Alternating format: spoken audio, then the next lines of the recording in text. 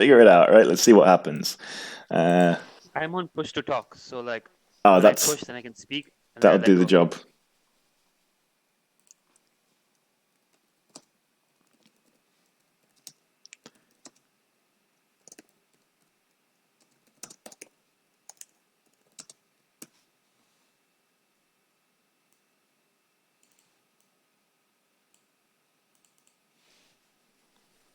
I'd appreciate it if somebody tests that link and finds out what happens, but we should be on air. We should be going. Let's see how it works, right? Let me try to shift tab. If I shift tab, will I exit Discord chat, or does the Discord chat stay on if I? Just Because put I'm on my Discord. phone. Just put Discord down, and we'll see how it goes. Hello.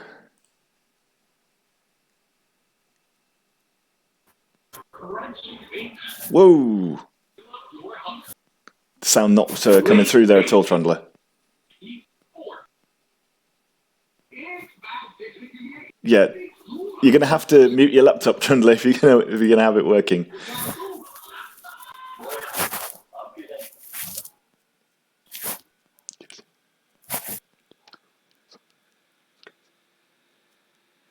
Well, if you are listening, please let me know, first and foremost. Hopefully the YouTuber's page is sorted. Hopefully the Discord is working. Hopefully everything is fine and you can hear my dulcet tones coming through.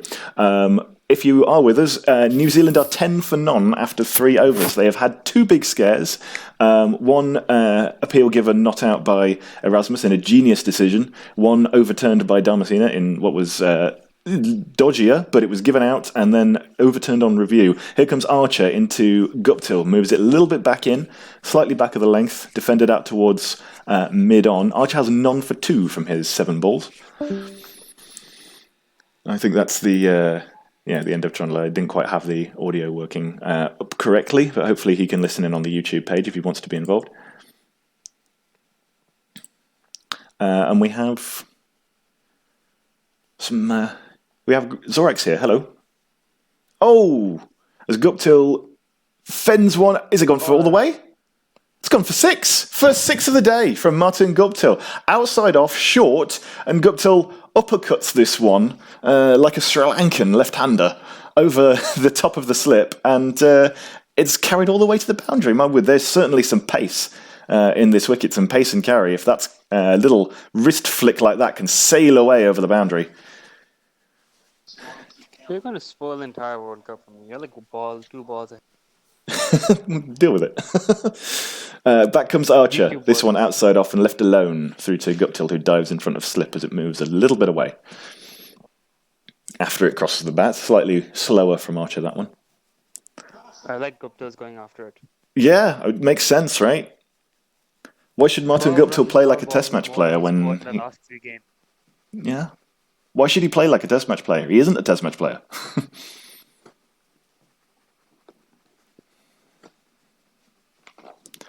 Yeah, Archer returns. This one. Oh, nearly a caught and bowled chance, but it's gone through his arms. Big flush of the bat. And it's gone straight over his head for 4. Guptill's going for it. He's 16 off 14 balls. Okay, New Zealand 20 for no wicket. What's that? Legitimately more runs than he scored in the last 3 games, I think. Is that put together? Yes, I believe so. I have to check. Well, he's changed his approach. He's decided to throw caution to the wind, Martin Guptill, and it's paying off for him in what has been some what looked like at first glance conditions that would assist the new ball a little bit. Probably not for long, Lords being Lords. Archer returns that one into the pads and tucked away into the leg side for a single. Guptill's looking good. Yeah. This is exactly what New Zealand wanted. They needed some firepower in addition to the to basically getting away with scoring sub 300 every game because of Williamson's consistency and the what they've been like with the ball and in the field. The one thing they didn't have in their game was Guptill firing at the top. Archer returns this time to the left-handed Nichols, who gets a single out to the onside. There's a chance of a run out, but it's quickly taken, well run. And there will be 22 for none. That is an expensive over. I wouldn't be surprised if that's Archer's most expensive over of the World Cup. That's 12 runs He off that had over. one really bad game. He played poorly against Pakistan. I don't think he had. Don't know if he had a big over like that. Probably did at some stage. Certainly, the most expensive he's been off a new ball over.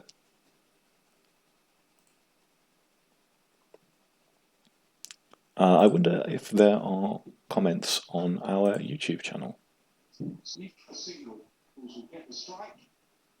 Good start by New Zealand. They need to keep this going because England's probably the only team you don't want to be defending 300 against. Yeah. England have had the best batting lineup in the tournament. New Zealand the best bowling lineup. That's what I thought would be the major clash, but it's been saved for Act 2 since New Zealand won the toss and batted. As we see, once again, our space age cinematographic preview of the England team, whose heads float above the Lord's Pavilion. I'm still having mutual fund ads. Bizarre.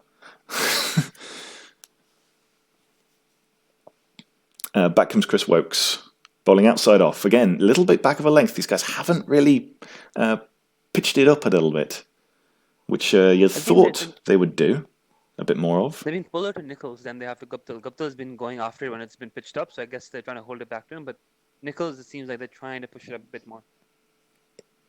As we see a group full of various entourages in the Lord's stands. There's Mike Gatting, almost recognisable for his beard these days as his figure, which is saying something. Woakes returns, third ball of the over, full. That one is taken across the pads, played across the line as Martin Guptill, and sent it down towards backward square leg for 1. New Zealand 24 for no wicket in the 5th over. Just saw Woakes bowl 2 short ones in a row to Guptill, which is unexpected. To Nicholls, not Guptill.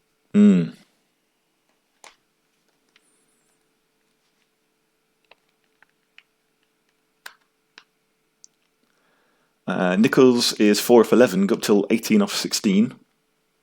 Nicholls takes a little bit more time to get going, we know. But that one is, an aggressive shot, but it's cut away and stopped at cover, at a point. So that will be no run for that time, straight to the fielder. Woakes continues to bowl from the nursery end.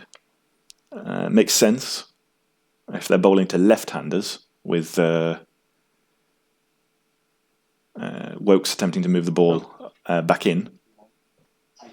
Is Woakes bowling down the slope to the right-hander? Is the ball So the slope is from right to left if you're bowling at the nursery end. So Woakes trying to move the ball back into the left-hander or away from the right-hander. He's bowling a bit too wide, Nicholls, at the moment to actually do that. Mm-hmm. He did well. The LBW shout was the one that was given by Damasceno was a fabulous little nip backer to the left-hander. That would be an outswing ball to a right-hander. That one is a little bit straighter, but not a lot of shape there, as it's defend off the back foot by Nicholls. And that will be 24 for none after 5 overs. 2 from the over from Woakes.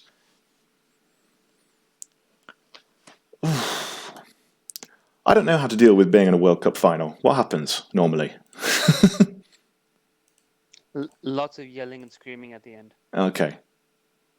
One way or the other.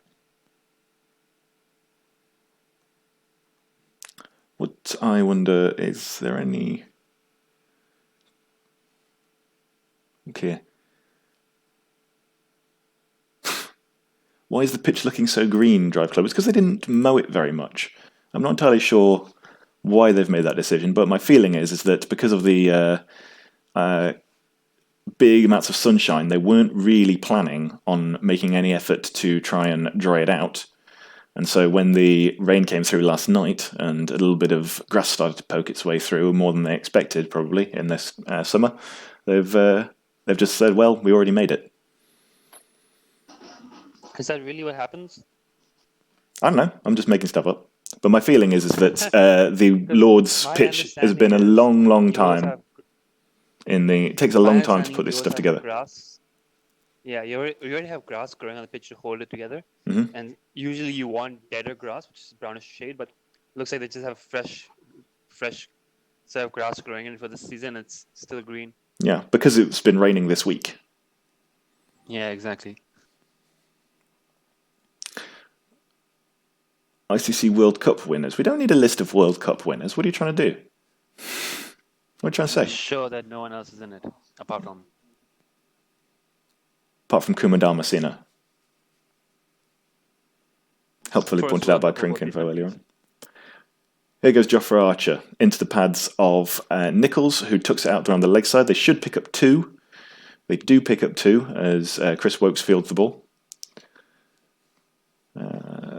So it's been a really strong start from New Zealand. After a couple of early scares, they seem to be getting into control. They've started to manoeuvre the ball around. It's not just been dots and the occasional blast from Martin Guptill, like it was for the first few overs. There's started to be a few more singles and twos. It's 27 for no wicket, which I think probably most New Zealand fans would have taken. Archer returns. This one defended. Better line from Archer that time. Definitely bowling too short now, England. Well, it seems like they... I don't know. There was just a hint of a really promising movement early on, and it doesn't seem to have materialised in the last few overs. They haven't pitched it up to let it materialize.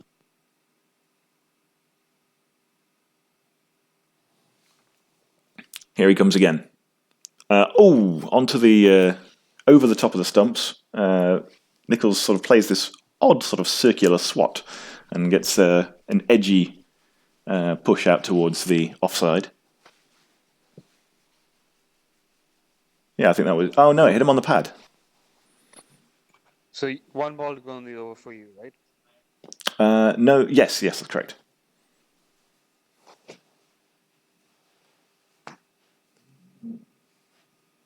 As we see some shots of Martin Guptill looking around to see if he's still in. He is. Good to know. Short again into the midriff of Henry Nichols, and they pinch a single as it dribbles out towards mid-wicket, and that will be the end of the over. New Zealand 28 for no wicket after 6. So the run rate fine. The opening spells close to being negotiated safely. New Zealand certainly would have taken this start, win the toss and bat, try and get through the opening spells and then see what happens. Kane Williamson yet to emerge. England haven't bowled that well. They're bowling too short. They create a few opportunities, but yeah, if only one ball looked like going to hit the stumps at this moment. Agree.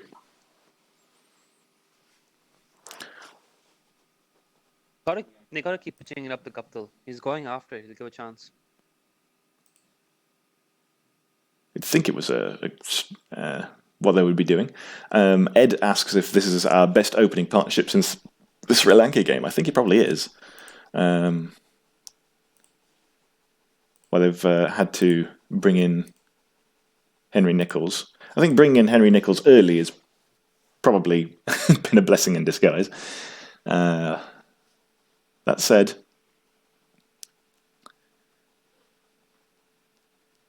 hasn't got all that many yet. New Zealand have a winning record against England in ODIs overall, which is fairly unusual for New Zealand. They had to start off with a lot of... Don't do an Amar. Huh?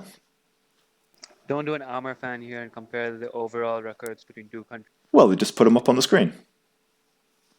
Really? Yeah. Okay, again, your stream is far ahead. Okay.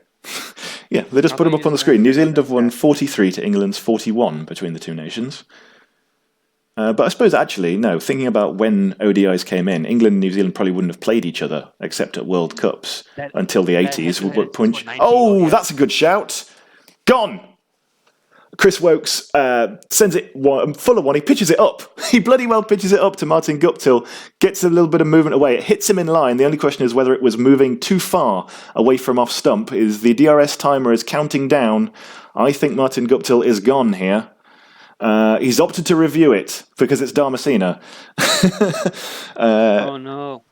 So let's see what happens. Chris Wokes has already had a wicket overturned on review. And that one was Henry Nichols, of course. This one, Martin Guptill. He's moved the ball in, it's drifted in, it's pitched in line, and then started to shape away. We've checked the no ball force, which is very close, but he has got just a tiny bit of his boot behind the line. Plumb live. It looked very, very good live. It's definitely coming. Yeah, God, that's stone dead, isn't it? I think that's going to hit middle. He burned the review as well. Yeah, the one review. Is one review enough?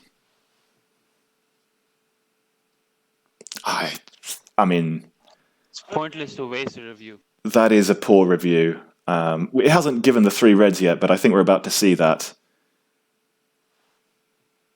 Yeah, hitting middle about 3/4 of the way up. Oof. Yeah. No, poor review.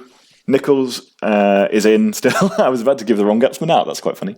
Guptill is gone. After a promising start, 19 off 18 balls, he has set this New Zealand innings in motion, but no more than that. They will not get 100, and Guptill's really poor World Cup has come to a close with the bat. He might make up for it in the field. Really bad review. Yeah. Selfish. Burned it. Yeah. Is one review enough, do you think? 0 reviews are enough. Trust Ze- the umpires to do their job. Okay. Thing is, the more reviews you have, they're just going to keep reviewing borderline decisions. The whole point of the review system is when there's an obviously bad call, you review. When there's an obviously bad decision, you review it. If there's not an obviously bad decision and you burn it, then one review is not going to be enough. Might as well give you 20. You can review every other decision you get. It's Okay. pointless. Look, why? It's always a bit of an unusual moment that, well, after having trusted the umpire to make a decision, we're then expecting the batsman who just missed it to make a decision about where it was going. Like, he's the last person we should ask, isn't he? Yep. You're asking the non-striker essentially, and I mean, there are changes. There was a good review earlier. Sometimes the non-striker sees it clearly. Otherwise, this keeps happening. You review a decision, it's umpire's call or it's hitting, and in both semi-finals, the review was burned in the first over, right? Finch and Kohli, the first 5 overs, and then who was Bairstow burned one as well. It's defeating the purpose. You may as well not have the review then if you're not going to use it properly. Well, Bairstow reviewed because he didn't want to be out, and the game was won. But it did lead to Roy getting 2 demerit. Is it 2 demerit points that he got? Yeah, he got 2 demerit points, but not enough to get suspended. Funny that. Kane Williamson is into bat. The preliminaries are over. Here's the main event. Can one man win a World Cup?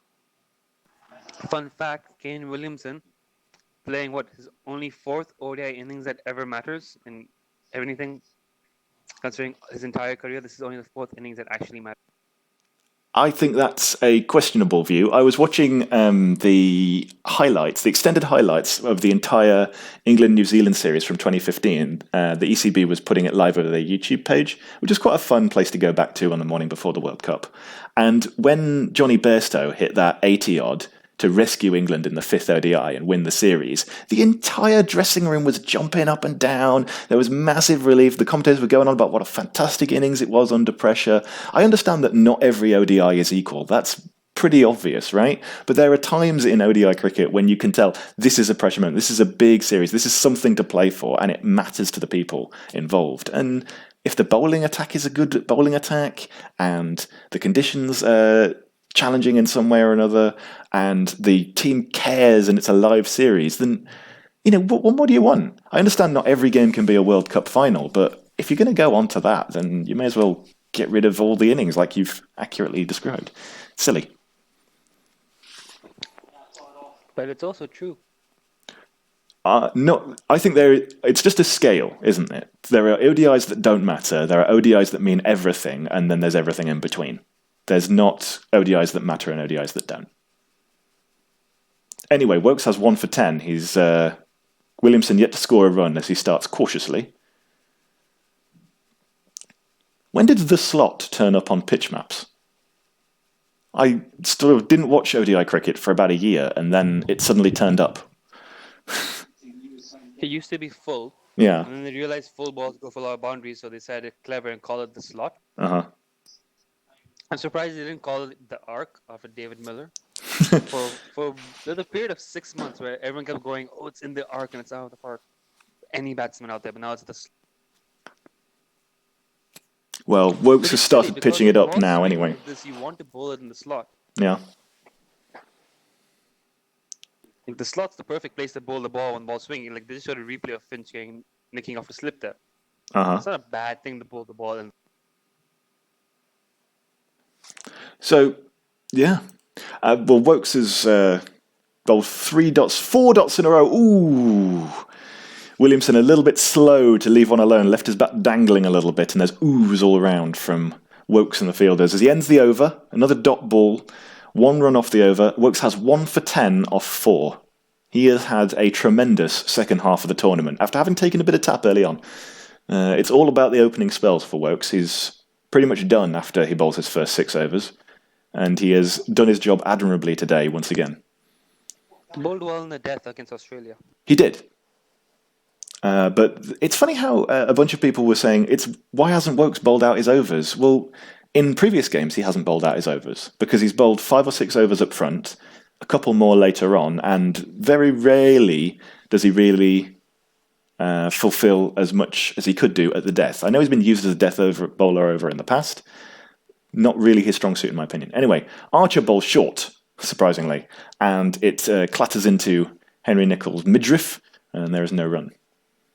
Archer has none for 18. He's borne the brunt of Guptill's early aggression and will presumably feel annoyed that he didn't get a wicket for it. How? I have a question for you. Go ahead.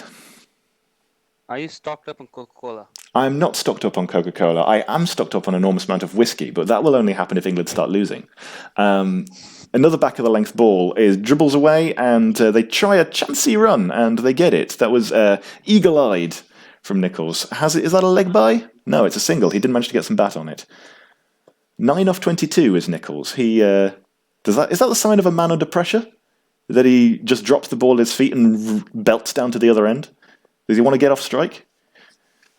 That's perhaps wishful If thinking. He doesn't want to get off strike. He's going about it the wrong way. He had to stop and look for the ball and only just realised that Williamson was calling him through for the single. Curious moment in what has been otherwise a fairly unflappable start from Henry Nicholls. Something unflappable. He's nearly out LBW. He's been edging it a couple of times. I think he's looked optimistically cautious for the most part.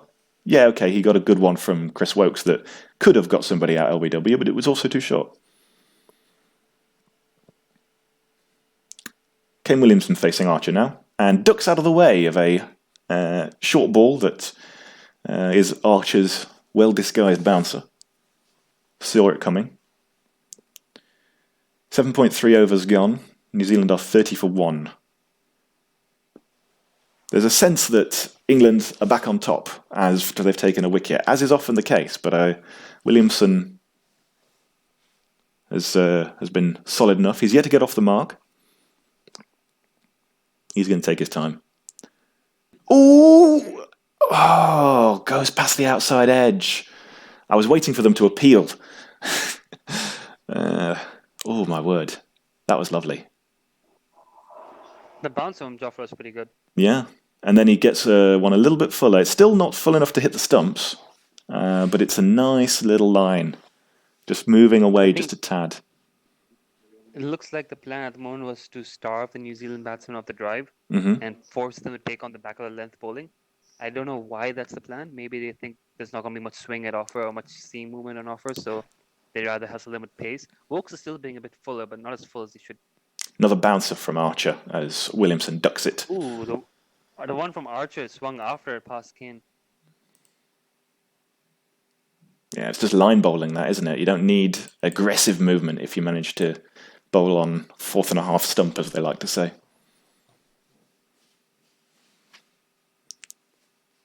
He hasn't kept it together. There's been a few leg side. It hasn't been his best performance. Here he goes again. Fuller. Good ball. Williamson defends off the back foot once again. He is 0 from 8. Do you think Jofra has always dreamed about playing a World Cup final for England? I don't know. I know people who I grew up with in this country who dreamed of playing for another country. I think it's unlikely. He's probably more of a professional than that.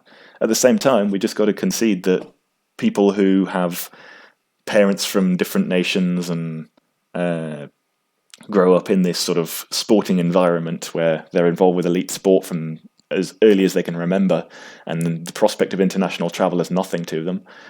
They just have a different perspective from you and I. It's not that weird. Do you think Jofra's feeling the pressure of the World Cup final? He doesn't seem to, does he? But I avoid trying to describe him as completely cool, because that's what people say about all black cricketers, in which a very curious way. Woakes continues. That's outside off to the left-handed Nicholls, and he defends. It's been very cautious. 9 off 23 is Nicholls. The run rate has dropped below 4. Devon Malcolm is absolutely cool. I don't think Devon Malcolm was absolutely cool, not even close. Did you see? They said that his famous 9 for 60 he got against South Africa or something was after Fanny de Villiers attempted to bounce him, and he decided that was the one time he was going to perform. I don't think there's a lot of truth to that. People like to say that certain things fire them up for the sake of the story, but it's unlikely. Anyway, one pushed across Nicholls is missed as he attempts to. Well, I'm not entirely sure what the shot is. I think it's a cut. Yeah, it's a cut, but he goes too low on it. Nicholls has not looked good. He looks scratchy. He's not hit anything cleanly. He's been playing and missing across his pads. He's survived an LBW shot that looked good live. He's not looked good. So. Shot of James Taylor in the crowd as Woakes continues. Again, outside off, defended off the back foot. No run. Not sure what Nicholls' game plan here is at the moment. Is he trying to bat out to 30, or is he going to have a go at some? I think he's just trying to. You know what? I don't know. My guess is that he is there to just bat and not worry about the run rate until 20 overs or so have gone. Yeah, he looks like he's struggling, just trying to feel bat on ball. Doesn't look like he has a clear plan on what he's doing. Woakes continues. Outside off. Driven this time. He goes for the single to mid-off. Ooh, there's a chance. But it's the throw misses. It would have been pretty close if it hit. But in the end, it's a sharp single. Desperate run from a man struggling for runs. Possibly. There's certainly been a few of those red ball singles while Williamson has been at the crease, much more so than when Guptill was. But yeah, taking on Jason Roy's arm. He would have been in, I think. Do you think Jason Roy grew up dreaming while playing World Cup finals for England? Almost certainly. Been here since he was a 12-year-old or something. He's been a lot. It's been.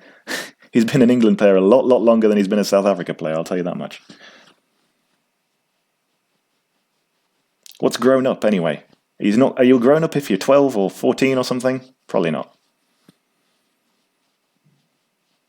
Anyway, here's Woakes. That's a nice ball. Defended by Williamson again. Still yet to get off the mark. To be fair, that drive from Nicholls looked pretty good. It did. And I guess that's one... I don't think Woakes will mind it. As we see a lovely little embrace between Jason Roy and Kumar Dharmasena following their spat on Thursday. That's nice. Woakes continues. Wide. Was it given? Nope. Dharmasena says it's inside the lines. So Woakes has 1 for 11 off his 5. Is Jason Roy too emotional to play cricket? Why are you asking me stupid questions? What's going on here? I'm bored. You're far ahead. I'm like following your commentary and then seeing what's happening. Yeah. So it's funny how. I mean, ultimately, we watch a random number generator. That's what it is, isn't it? Come on. And then we assign stories to it because it's fun. And I don't disparage anybody for doing that. I can't resist doing it myself. But that's what we do. And so you will get players who receive overwhelming praise for being a hard competitor who doesn't let it go away from them and is aggressive and up in people's faces and wears their heart on the sleeve. And you will also get equal praise for a player who's cool and collected and doesn't crack under pressure and just goes about his business and knows his own game plan and all of that. They are complete opposites. And the players who are good enough will just get praise for how they act. It's just a fact. Thing is, how you act is fine if you perform to back it up. If you can't perform to back it up, how you act is clearly wrong. Yeah. So, but people Simple. get the order mixed up, don't they? You can't say that somebody is a good player and emotional, and they are therefore a good player because they're emotional, while at the same time saying that somebody is a good player because they're unemotional. It just doesn't make any sense, does it? It's like an MS Dhoni innings. It's a terrible innings until he wins you the game. Here goes Archer. On the pads, too high. There's a couple of appeals from the slips. Archer joins in too late when he realises that that's a thing that sometimes happens. I think they're going to get a leg bye for it. Nope, no run. Yes, they do get a leg bye, sorry. I was looking at the previous ball.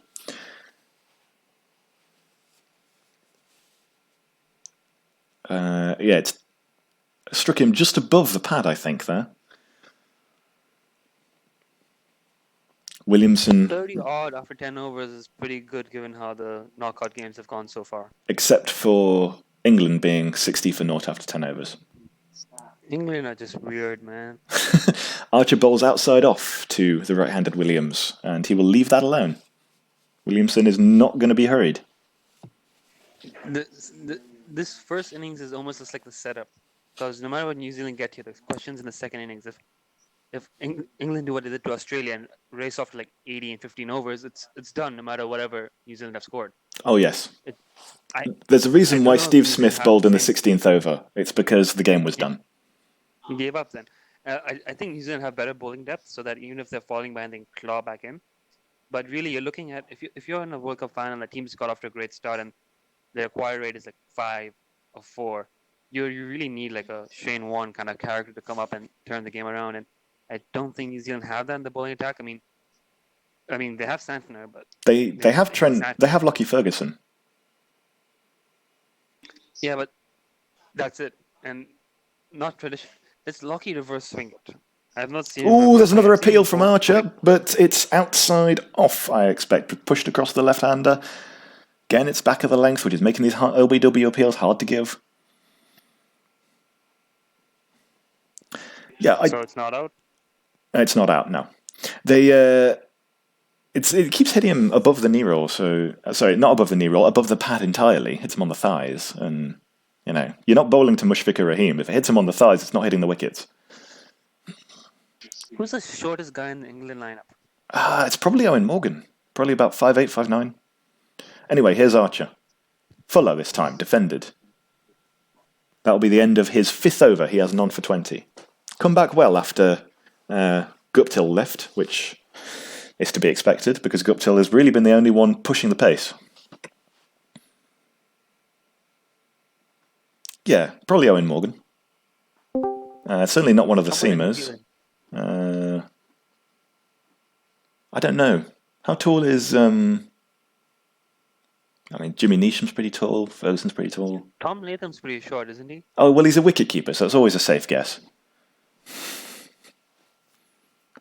Why are wicket-keepers short? Can anybody offer some expertise on that one? Is, if you're a shorter person, you're more agile because your center of gravity is lower, so you can leap around better. Taller people tend to be less coordinated, so you rarely see a good tall keeper. Someone like Gilchrist. Okay.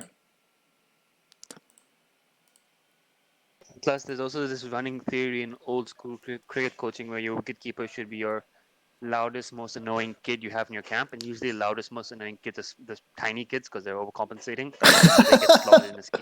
So that's what you do. You line up your under-11 team, you pick the smallest one and say, you're keeping wicket, and then the cycle just continues. Most annoying one. You pick the loudest, most annoying kid who doesn't want to bowl. Down the leg side, it'd be given wide control. probably from Wokes. Yes, it is. Wokes' first real mishap for a while. Wokes is going to bowl his 6th over. How many overs would you bowl him in this kind of situation? 7? I'd keep him. 9? Yeah, I'd keep 7. I bowled 7 now. I'd keep 3 in the end, 3 in the bank for the back end of the innings. He's a decent death bowler. And it's good to have options at the back end and just swap balls around so batsmen can't line them up. But given New Zealand relies so heavily on Kane Williamson or still, if he's fit enough to bowl 10, bowl him 10. Okay. We've got Oh, shot of Merv Hughes in the crowd. You know, a co-worker of mine on the morning of England-Australia said that the previous night he'd met Merv Hughes and Damien Fleming in the Wellington pub and had the selfies to back it up. And they were basically talking completely reasonably and modestly about Australia's chances. They weren't like bigging them up or being all Aussie, Aussie, Aussie at all. And that completely makes me think that my co-worker is a liar. Here's Chris Wokes. Tries to get that movement back into the left-hander again. Doesn't quite get it, but he does get no run as a leading edge bobbles out towards the offside.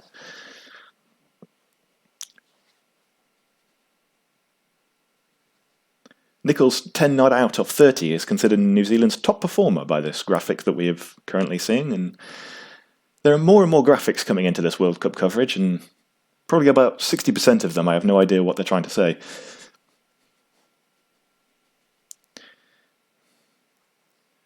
Wokes returns. They're too far ahead.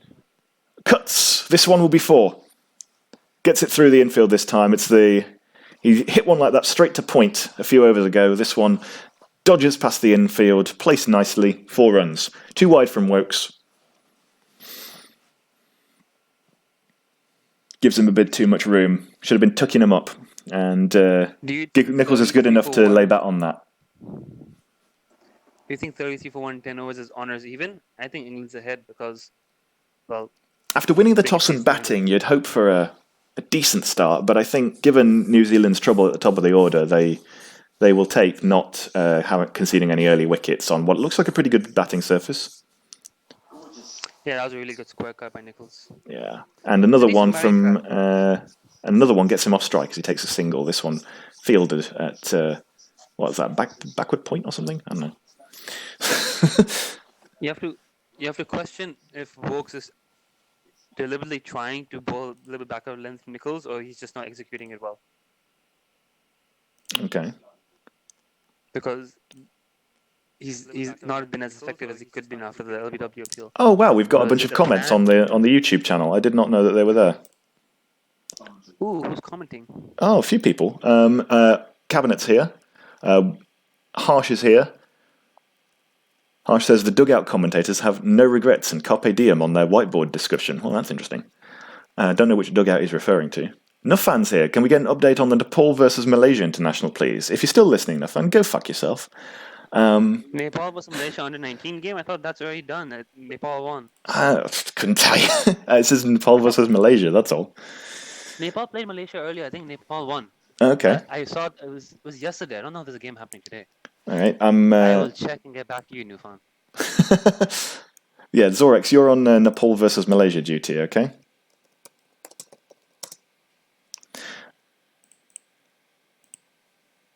I've lost my feed. They're gathering for a mid-pitch discussion after that. That last over rather spoiled Wokes' figures a bit. 1 for 18 after 6 overs. The figures that were excellent are now just good.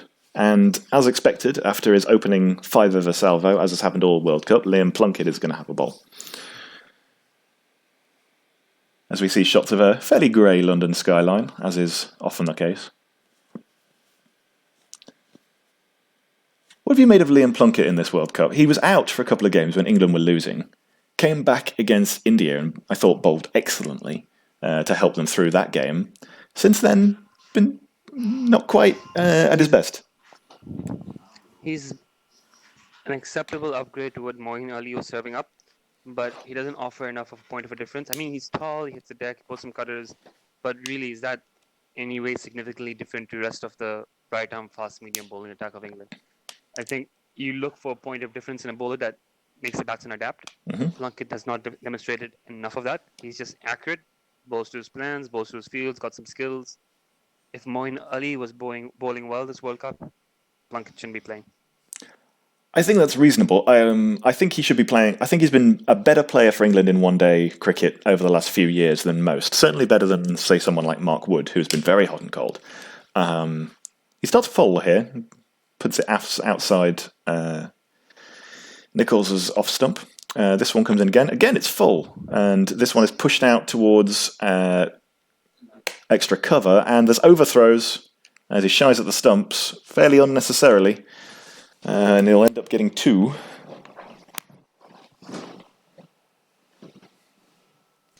So the second Malaysia Nepal T20I is being live streamed on YouTube. Excellent. Nothing would have bowled Stokes and Wood before Plunkett. I think Stokes has been underbowled in this tournament. I think if they want to give up this pace act, and Stokes bowls faster than Mark Wood half the time, so yeah, I think Stokes has been underbowled. Mark Wood, it's not his speed, it's his giddiness. It's the lower release point in the short run up. But when he doesn't bowl fast, he looks very mediocre. And when he does bowl fast, he looks great, but it's just once in a blue moon. He's bowled well this World Cup. He bowled well in the first half of the tournament. Not been a bit unconvincing since, I would suggest. It's not that I don't like Mark Wood. I think he's been a bit overly praised for sometimes bowling fast. Short, pulled, away for 4. No, not quite. It's going to be fielded in the deep. They do have a deep backward square is able to get around before it bobbles away to the boundary. They've managed to pick up 2. New Zealand move on to 44 for 1. I saw an overthrow just now. Wheels falling off. Wheels are falling off, yeah. This partnership's starting to get a little bit back together after an initial phase of being shut up. They've put on, I think, 10 in the last couple of overs. Here goes Plunkett again, drives, this one time straight to the fielder. Henry Nicholls. There'll be no run. He's had the lion's share of the strike, Henry Nicholls. And lion's share of the runs. Williamson still on 2.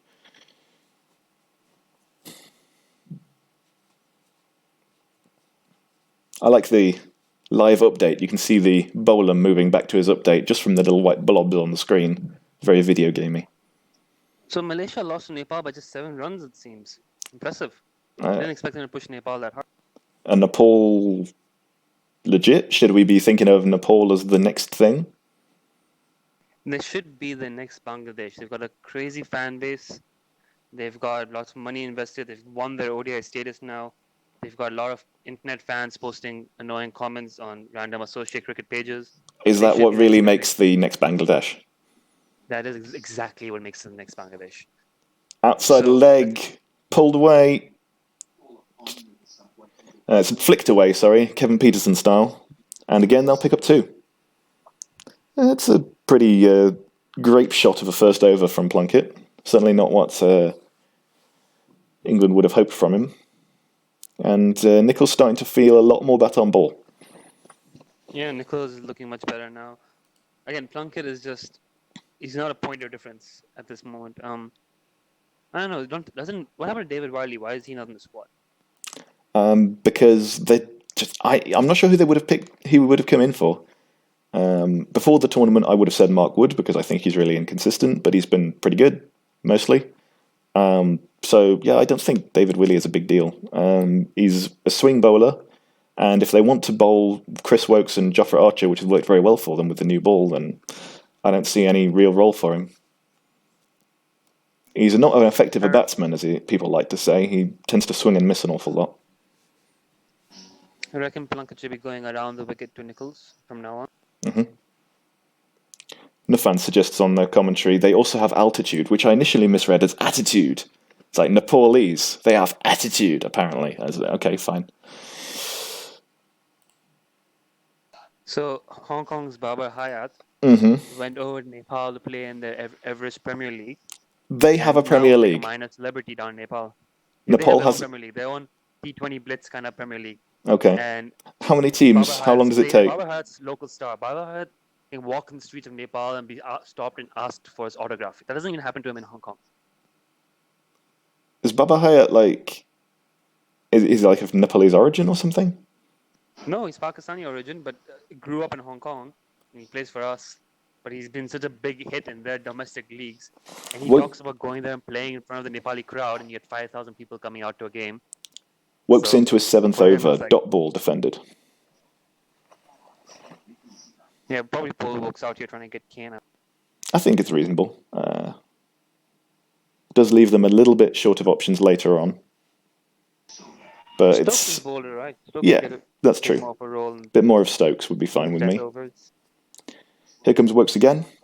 And that one is pushed to cover safely, and there'll be no run.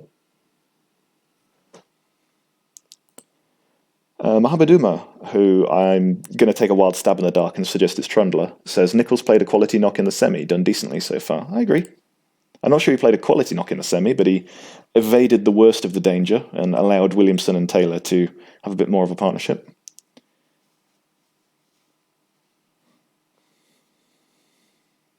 Wooks continues, this one down leg, and it'll probably be another wide. Yeah, no, it's not the right line at all. Even if he gets the ball to move back from there, it's just going to be on the pads. Ropey. Looking at the wickets today, the only one that's a wicket is the pitched up, and the two boundaries are short.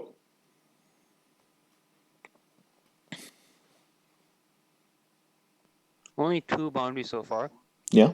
but they've done well rotating the strike. Work continues. That's better. That's on the pads and it's coming in. The big appeal, and Dharmasena says no. I'm willing to suggest, again, just perhaps a fraction too short to be hitting the wickets. But that'll certainly make Williamson think twice if he's getting the ball to move back in as well as moving it away from him. God, that would have been a valuable wicket. Williamson's on 2 of 18, isn't he? Yep.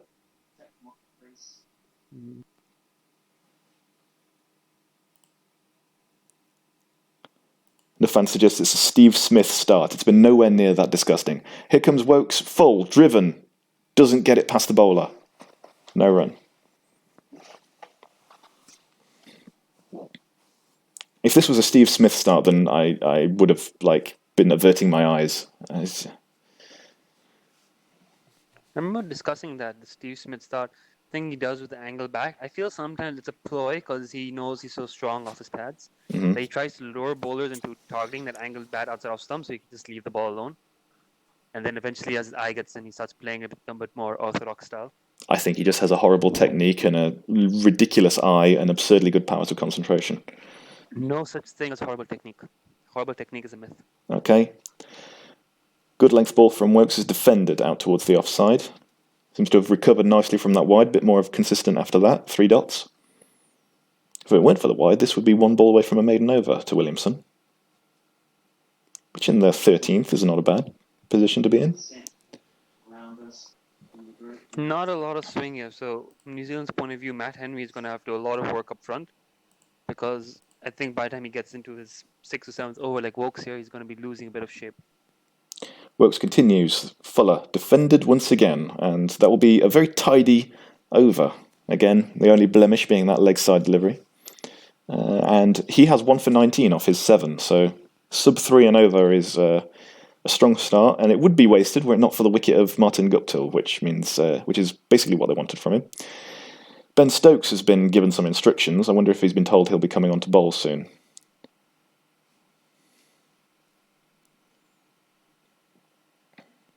So what do you think the plan now to Henry Nichols is? He's got 40 balls under his belt. It's got to be to tuck him up.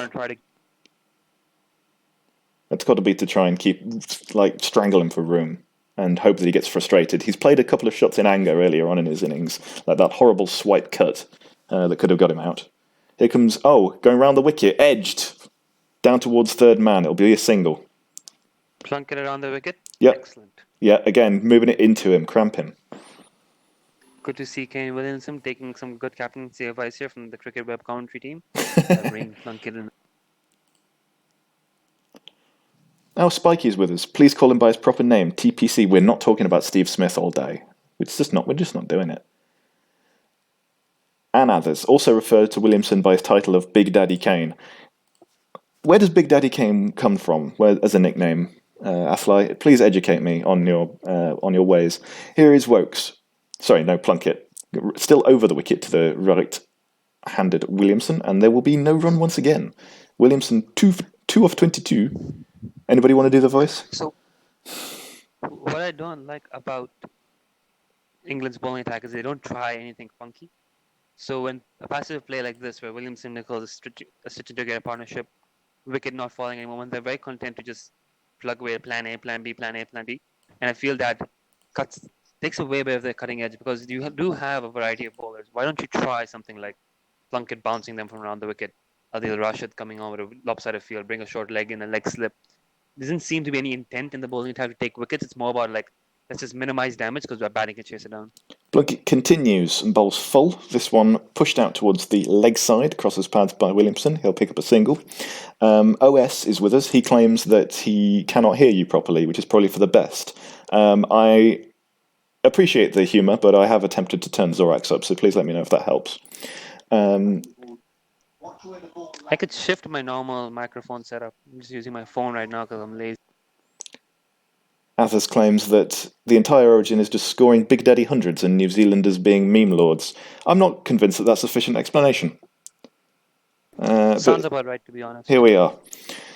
Single out towards third man from Nicholls off Plunkett. Plunkett is presumably very annoyed at all these singles because he's having to go back over and round the wicket.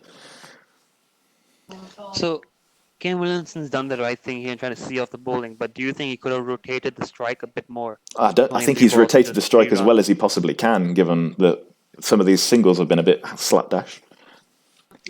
Do you think the pressure is getting to him? No, I think he's completely content in where he is. He's just pushed a single very comfortably out into the offside, that little downwards cut that he likes to play. If he starts greebling, which is the official word for that sort of half deliberate edge dab down to third man, then we'll know he's well in business. What's the term again? Greeble. The shot is called Why? the Greeble. Kane Williamson is a greebler. Why is it called a greeble? I couldn't tell you, but it's Ian O'Brien that coined it, the New Zealand bowler, talking on Test Match Special. And that one's a terrible ball from Plunkett. It's gone well into the man's pads, and Nicholls finally played it round the corner for 4 runs. End of the over. 8 runs from it. Disappointing from Plunkett. Nicholls and Williamson's starting to look a fair bit more comfortable. That's what's the bloody score? 55 for 1. In a low-scoring game, having the left-hand, right-hand combo is a big asset because even throwing off the bowler's line length for one delivery every couple of overs gets you the extra boundary, gets you the extra wide, goes a long way. I am far from convinced that this is a low-scoring game, but I take your point. I mean, there are 55 after 14 overs. Yes, but it's a low-scoring opening 10-ish. It's low-scoring so far. Okay. Anyway, Williamson is only going to need a few shots to get up to his conventional 60 or 70 strike rate, and we'll see where it goes from there. Here comes Mark Wood, replacing Wokes after his opening 7 overs. It's all eyes on the speed gun as far as Mark Wood's concerned. If he manages to get the pace up, New Zealand could be in trouble. Mark Wood seems to be one of those bowlers who people on the field seem to think he's faster than those of us watching, and I don't know if that's one of those blind player loyalty things or wide outside off. What do you do? Williamson says a cross-batted slash at it and is gratefully missed because it's been given as a wide. Yeah, so for Mark Wood, have you ever seen him bowl live?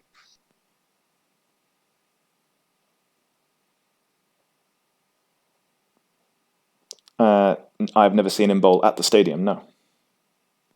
I feel it's one of those things where people who've seen him bowl rate his pace a lot more than we on the screen see him, and we kind of go off the speed gun, but we don't really know how reliable, accurate those are, plus they don't actually reflect what it feels like as a batsman facing them.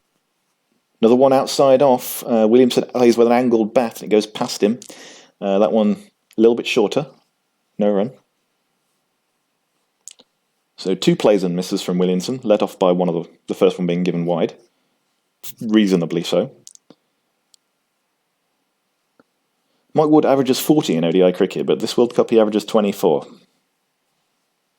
Says the graphics. He was averaging in the teens before. Yeah, because in the second half of the tournament he's been pretty nondescript. Let's see what happens today. Comes in once again.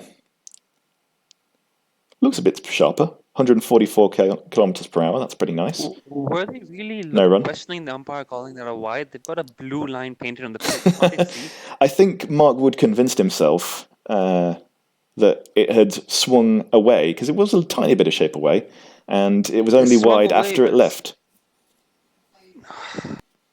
Bowlers do this, don't they? They convince themselves that their deliveries are great, and it's just they see what they want to see. Why do they appeal so much? But why are you... Oh, full toss. I don't get clear. Big, fast full toss. Gets to Runs. Williamson at knee height, and he defends it.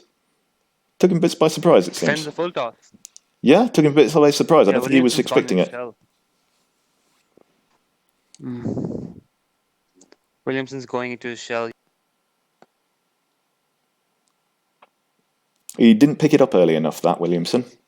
He was just jamming his bat down after he was intending to play back, I think. Wood comes back. Mark Wood brings. Short, played through the offside, single to this cover sweeper. That one, fairly wayward throw. They settle for the single. Oh my God, Wood bowled a full toss, and the TV comms were like, that's all he wants to do. What? I'm pretty sure he wants to do a little better than a full toss. Yeah, he wants to... I'm not entirely sure what Wood wants to do. Just bowl fast and aggressive and see what happens. Basically. He's like the Sehwag of fast bowling. Run up, bowl fast. Yeah.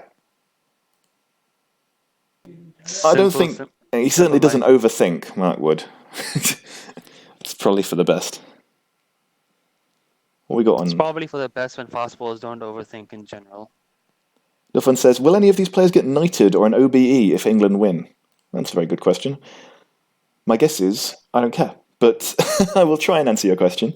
It was MBEs when they won the Ashes. I wouldn't consider this any lesser an achievement. That said, the MBEs when they won the Ashes were bullshit. Yeah, have they got MBs for every Ashes win after that, or was it a one-off thing? It was a one-off thing, hopefully because we realised it was stupid. But yeah, it was a bit of a, they got caught up in the hype. It happens, sporting hype. It was pretty much the only example of sporting hype that I've ever seen in this country for cricket. It happens all the time for football. Wood finishes his over with a leg-side-ish delivery. Will that be given as wide? Yes, it will be. So he won't finish his over. He'll have to bowl that again.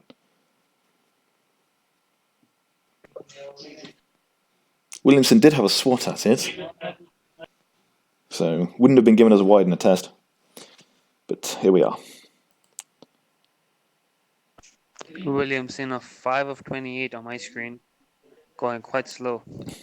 Sanjit Than is commented 444. I don't know what he intends to mean by that or who he is, but I'm glad to have him with us.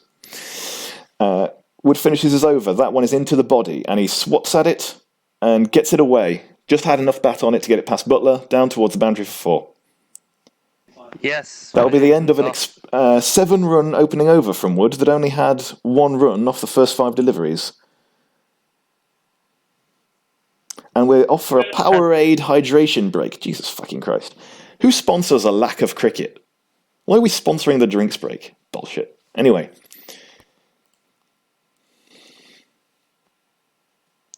Oh, Sanjit Than is Drive Club, apparently. Good to know. Honor's even here at the drinks break after the first hour, I reckon.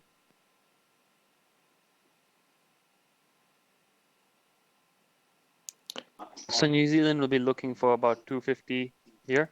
I think 250 they would be disappointed with that. I think they'll be looking for more like 280.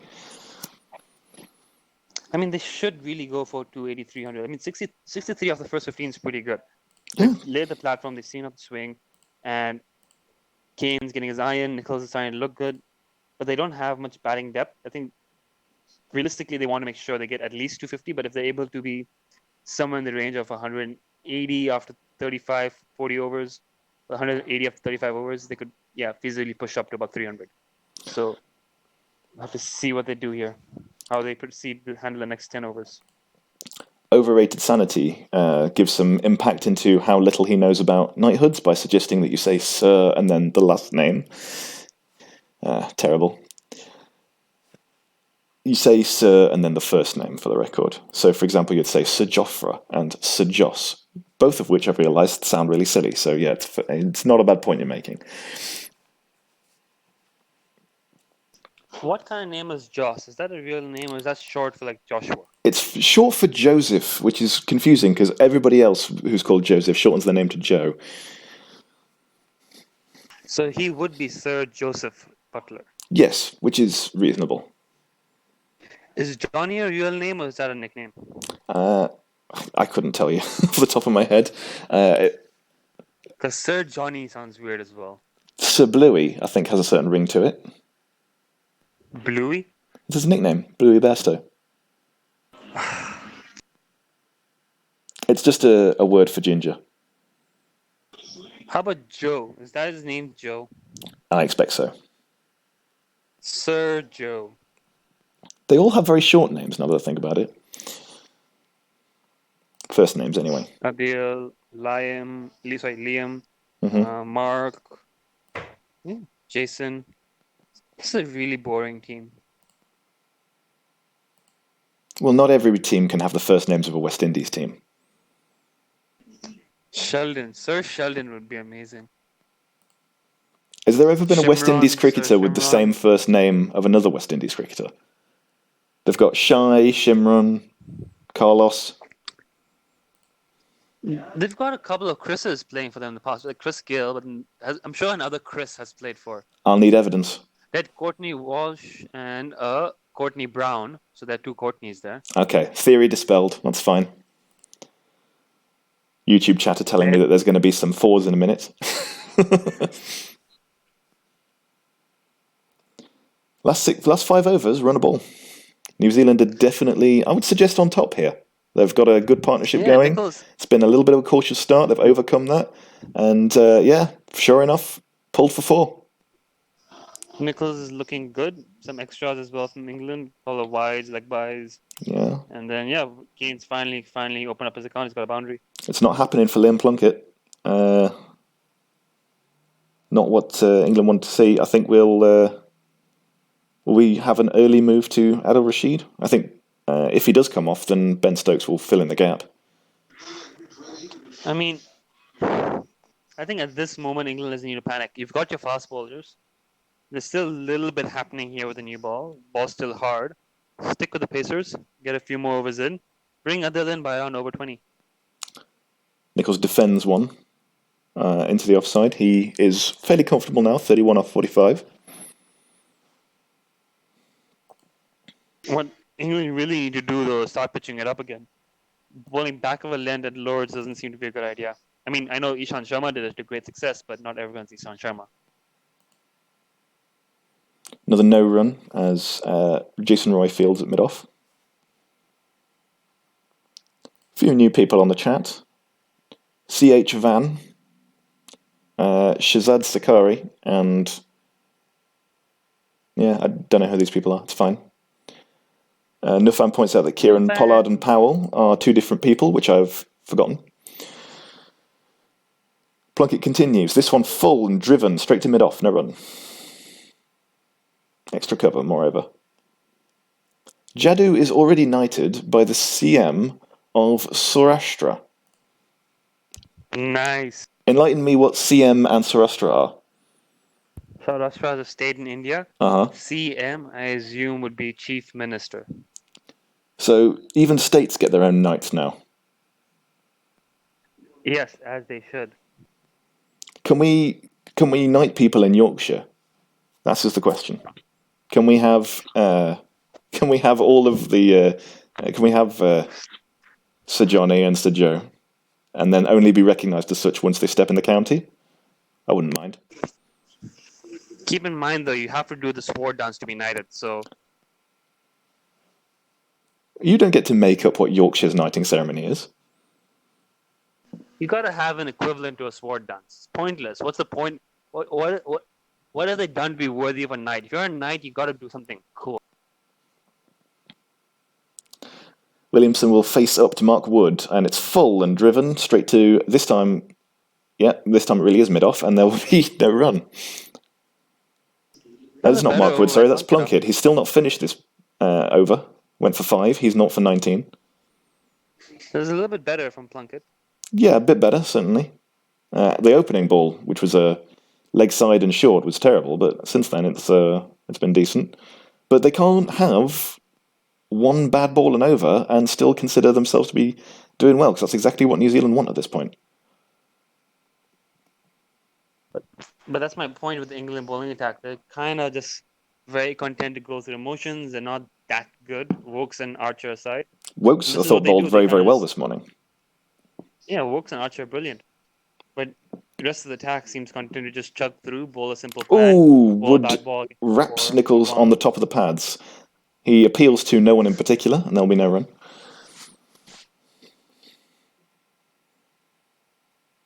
Joss Butler has been very tidy behind the stumps this tournament, do you not think? Everybody seems to have gone quiet about his keeping.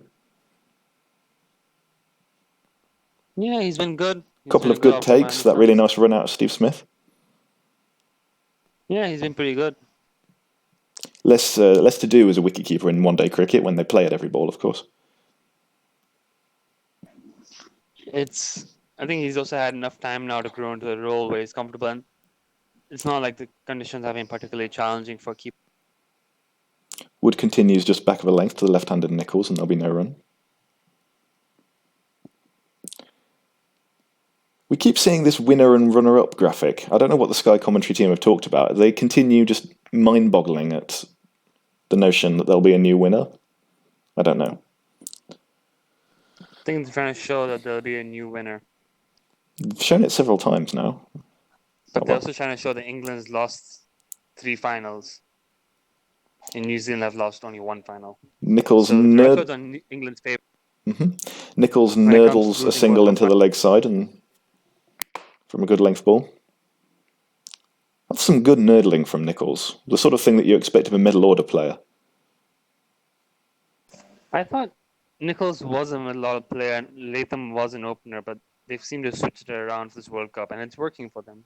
Well, they didn't really bring a spare opener, did they? They've just sort of saddled Nichols with it, and he seems to be more of a nurdler than a sort of beat the field through for 4 kind of merchant, but that's just what I observe. And I think that it's been a decent idea given how this World Cup's progressed with the new ball being so effective that if you have a nerdle up there who's able to hang out and see off the opening spell. But yeah, I mean, that is what he is. He's really good in test matches just doing this, milking the bowling way. Like 33 or 51 is very, very Nichols. Shazad Zakari says it's simply to remind everyone that Nichols will top the runner-up table with a 4th loss. Who is this person? Nufan says, Wimbledon, why would anyone watch athletes chasing a ball all day on grass? Here comes Wood. Again, more singles from Williamson. Williamson reaches double figures. He is 10 of 32 balls. He's looked very much unhurried as he's made his way there. If he gets out now, people will suggest that he might have wasted some time, but he did face the best of Chris Woakes earlier on. He's definitely not shown as much intent to rotate the strike as he could have. Others suggests Latham is a spare opener, but in our home summer it was Nichols, the only way into the side, and we played both Colin de Grandhomme and Neesham. Makes sense? It seems weird to me that Nichols has ended up opening while Latham is at 5 and not having a particularly fun time. But I take your point. Sometimes the batting order simply is the batting order that it is.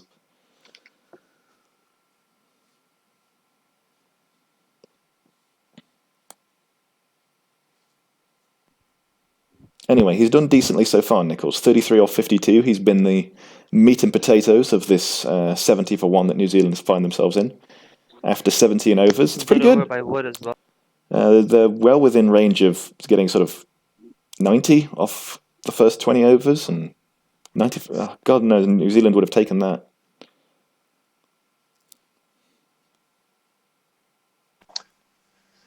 Wood's been bowling alright now since the first over. Yeah, Second been over was decent. much better, and in the first over, apart from 1 bad ball, it's been pretty good.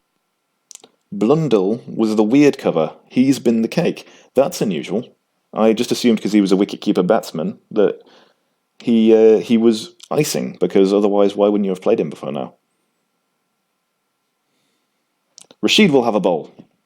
This I feel at least will have a big say in how this game goes, much more so than some fairly average stuff from Plunkett. Comes on to bowl to Williamson. First ball is full and driven towards mid. Oh, long on. He's got a long on this time. So there will be room to take a single. And so much for Rashid to Williamson there. That didn't last very long. He's 31 years old, Adil Rashid. Been around for a lot longer than people often think. I remember when he really came through for Yorkshire in about 2009, 2010 kind of season. And a lot of people said that he should have been going on tours with England to Asia at that point. They didn't want him.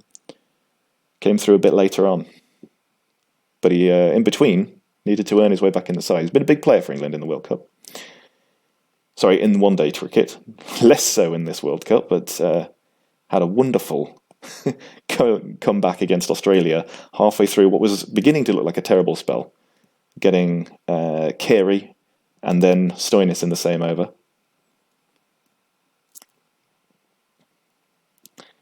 Another single to Nicholls, and so Williamson will resume. Comes down the track and pushes a drive past, doesn't get it past long off, and they will only get a single. First show of ingression that we've seen from Williamson, really. You think England would rue not having a second? I think it's hard to, very early to say, but I think they can be a little bit disappointed in what Plunkett gave them earlier on. I think he was pretty ropey.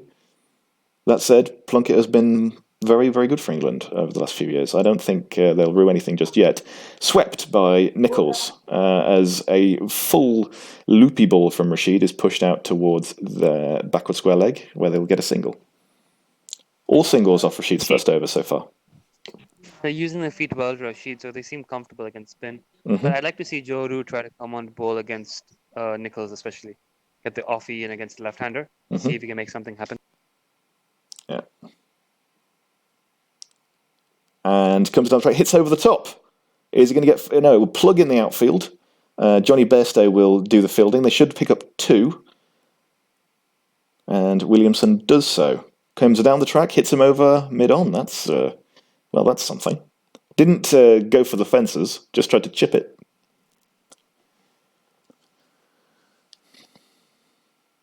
Is that a sign of what's to come? Williamson is going to go after Adil Rashid. Yeah, it makes sense. I mean, the thing is with Adil Rashid, if you go after him, how much faith does Ian Morgan have in Adil to bowl him through? I think Morgan's got a lot of faith in Rashid, but once you start attacking the star spinner in this sort of situation, you can probably get him taken off the attack. And then, secondly, there are runs on offer here with Adil Rashid. He does give you bad balls. He does succumb under pressure. So yeah, makes sense to go after him. It's a calculated risk, but Williamson, if any batsman's going to do it from New Zealand, it's got to be Williamson. Yeah. I think this is going to be a good score from New Zealand, and how many wickets Adil Rashid takes probably makes the difference between 250, 260 and a really good 300-plus score. I think it's too soon to call because New Zealand's batting is a bit soft in the middle order. It takes 1 wicket to change everything, and we've seen a lot of teams get off to decent platforms, decent starts, and then slow down towards the back 10.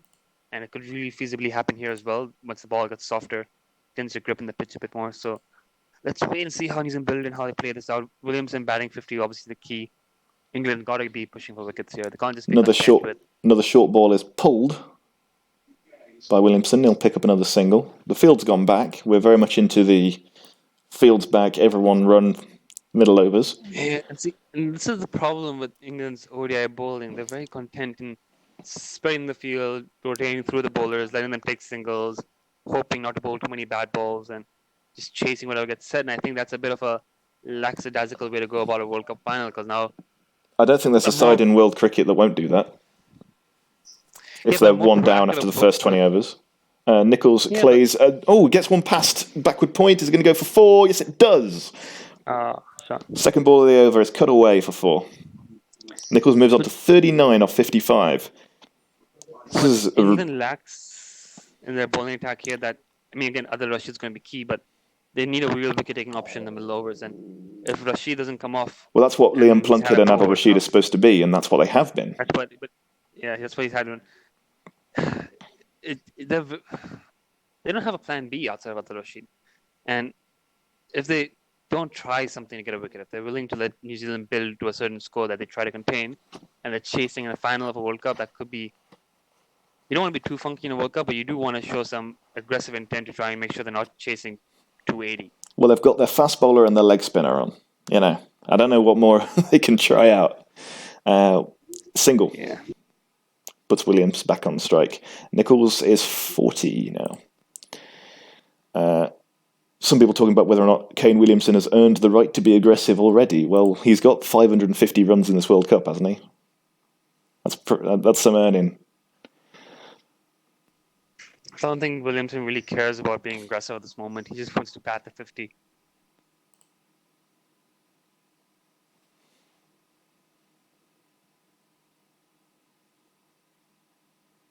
Yeah, I reckon Mark would should try coming around the wicket to Nichols, and I'm not sure if pulling back to the length is the right idea here, but Harsh reckons they should try a slip. That's they should always have a slip. apparently Harsh's account has been taken over by Ian Botham, so No, I agree with this. You always need a slip in. If your intention is to look for wickets, you can't do it without a slip in. back of a length makes Nichols jump up a bit. He gets his bat on it, drops it down off the splice. B no run.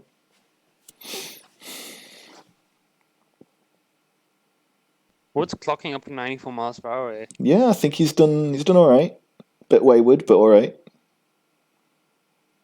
I don't get why he's not trying to bowl more full deliveries. Why is he not trying to get right up, into the Yorker length? He didn't. Don't know. Maybe he's just trying to get a bit of rhythm, trying to get his stop ball working, and then slip in the Yorker when he feels like he's going to be a surprise. Won't be any good every ball at this kind of time of the innings. Here he goes. Ooh, outside off. That one was probably there to hit. It was a little bit short, and he's missed it. And it's gone through to Butler for no run. That'll be the end of Wood's third over. He's gone for 16. New Zealand 84 for 1 after 19. On top. That bounce from to Nichols was good, and I assume he followed it up with a sucker ball outside off, right? Athlai suggests the Lion King movie is going to be bad. I'm surprised he's not talking about the cricket, but, if it makes him feel better. Athlai? Yeah. Tell him his face is bad. I'm not talking to him. You are. Yeah, actually, that was good stuff from Wood. He set him up with a short ball and then followed with a sucker ball just outside off stump, trying to get the edge. But again, no slip. Good chance Nichols edges down and goes on a third man. Yeah, these... Rashid will continue bowling to 17. Bowling to Williamson, who's on 17, and hits him over the top for 4. That's the one that he was trying to do last time. That's the one that he had a couple of goes at. This time it's tossed right up from Williamson, so Kane Williamson doesn't need to move his feet, and he will slog sweep it over cow corner for 4.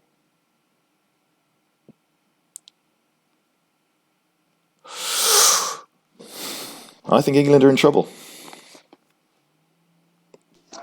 This is where they need to be more proactive and hunt for a wicket, rather than trying to set the field back and hope for a mistake. But, they may be trying that. It's just not very apparent what they're trying to do. Like, Adil Rashid's bowling without a slip to a right-hander. Like, it's one of those things where if you're trying to entice Williamson to hit across the line and across the spin, you better have someone catching out there for when he nicks.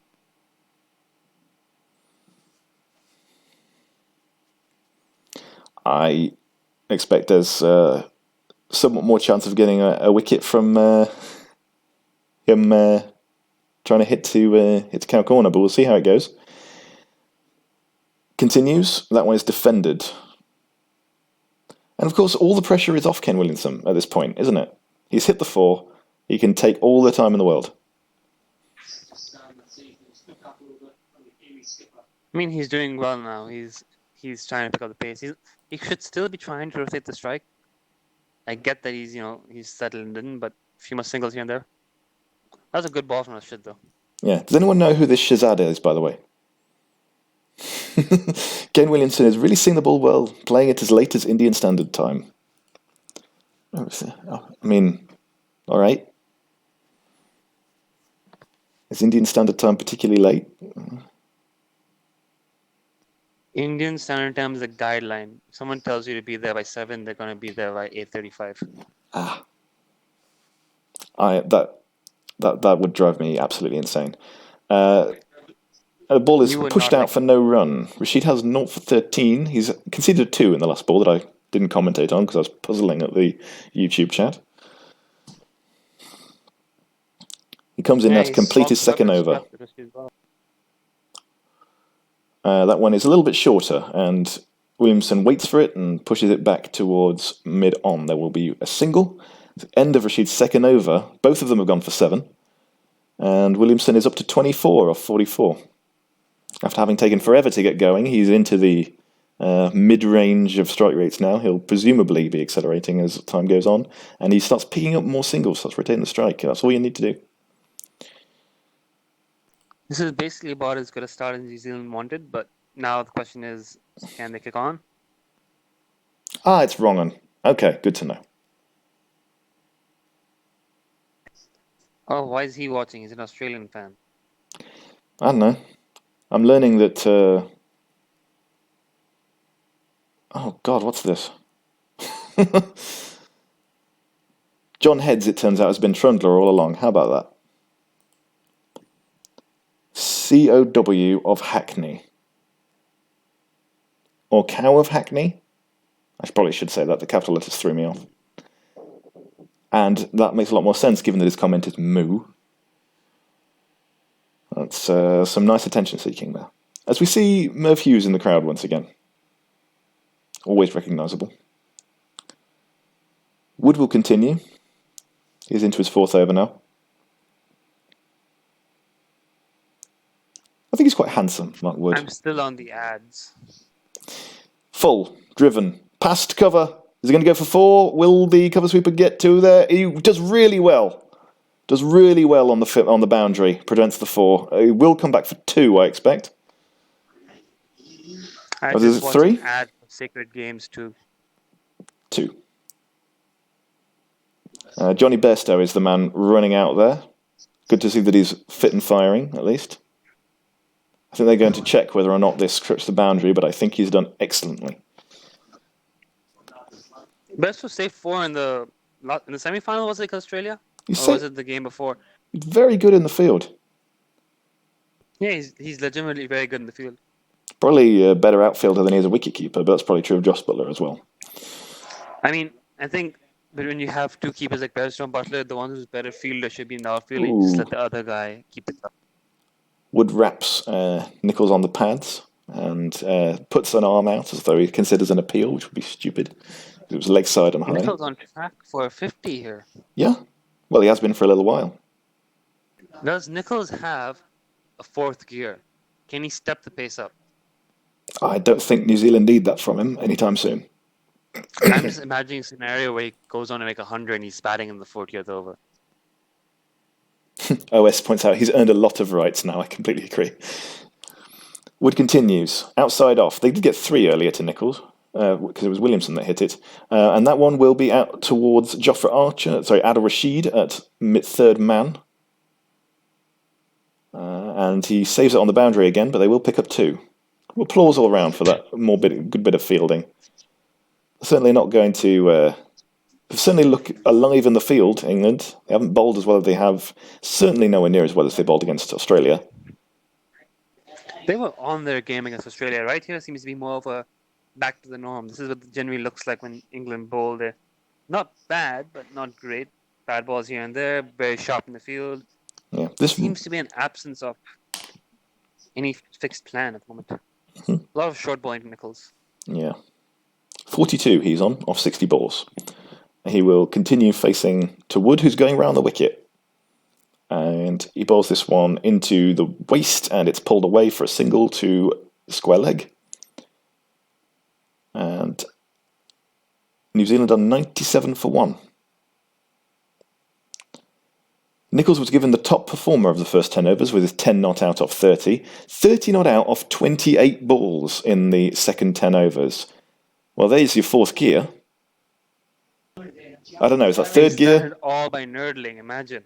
Imagine what he does when he actually tries to score runs. Well, no, he's cut a few away to the boundary. So some nice square shots.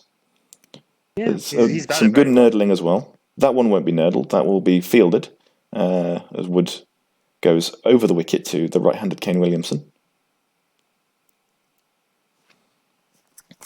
Do you back this England side to chase 300? I would, yeah. If it was 300, I would call that. I would call that very close to an even game. Same for 280 or 290, really. I don't think England are going to make a lot of difference between those scores. I think for me that's the real question here. They've done some good chasing under pressure recently, but Single down to it's very third different man, to work ends the around. 21st over, New Zealand 98 for 1. Woods bowled 24 was 22. He's not bowled that consistently, and it's time to turn to Stokes, I suppose. In the 90s, the coloured pads used to be so shiny. I was weirdly attracted to them. Thank you for your input, Sanji. I'm just going to ignore that. Shazam points out that 300 would allow Bolt a lot more freedom. I think 280 would allow him a lot of freedom. I think both would be pretty tough to chase. And I don't think, if England get on a roll, they're not going to make a distinction between those two things. If they don't get on a roll, they can't chase shit.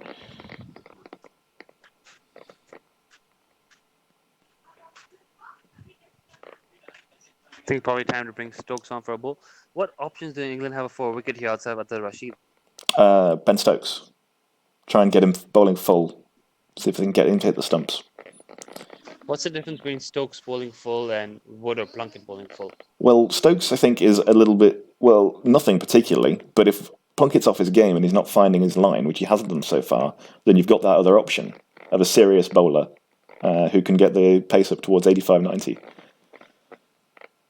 Hopefully he actually does try to bowl full, because the plan seems to have been back of the length on the first over. Mm-hmm. Someone pitch it up, try to get it through the defences, see what happens. Rashid continues. He's into his third over. That one is, a tricky single, but well run. It's just straight of mid-off from Henry Nicholls. Score predictor says 307. Yeah, that'd be a good score. That'd be New Zealand are in pole position. They have been for a little while. Nufan says that Stokes is a match winner. That's the difference. Cliche, but I largely agree with you.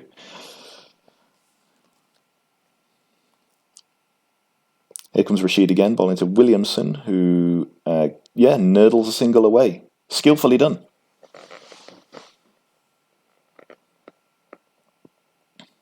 That one was a top spinner. Came into him. Smothered it nicely, played it down into the leg side. And into a gap. Really good batting, actually.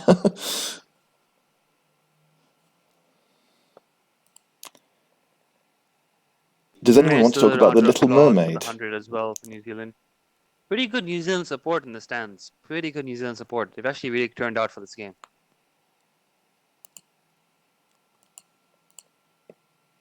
As I say that, the camera shows an Indian dude.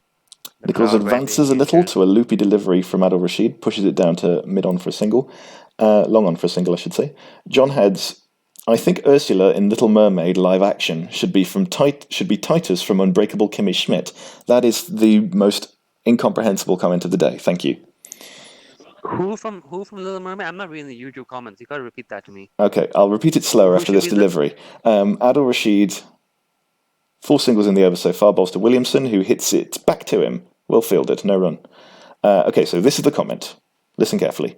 I think Ursula in Little Mermaid, live action, should be Titus from Unbreakable Kimmy Schmidt. That is a good call, and I would agree with that, except I don't think Titus could play evil. Okay, so you made sense of it. Yeah, it's. Have you not watched Kimmy Schmidt or No. Little Mermaid? I mean, I'm aware of Little Mermaid. I think Ursula is the octopus, is that right? Octopus lady? Yes. Another dot ball from Rashid finishes his best over. Known for 18 off 3 he is. Titus is a character on a TV show.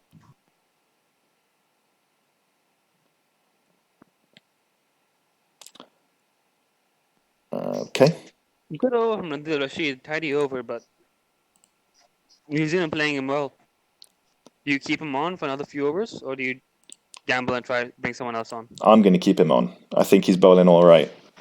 Couple of bit of aggression shown towards him early on, to actually what I thought were pretty good length deliveries.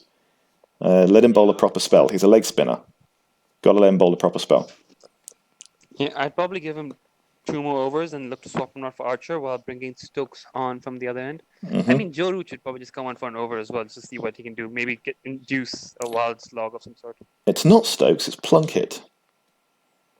This is a bit of confidence shown in his bouncer bowler.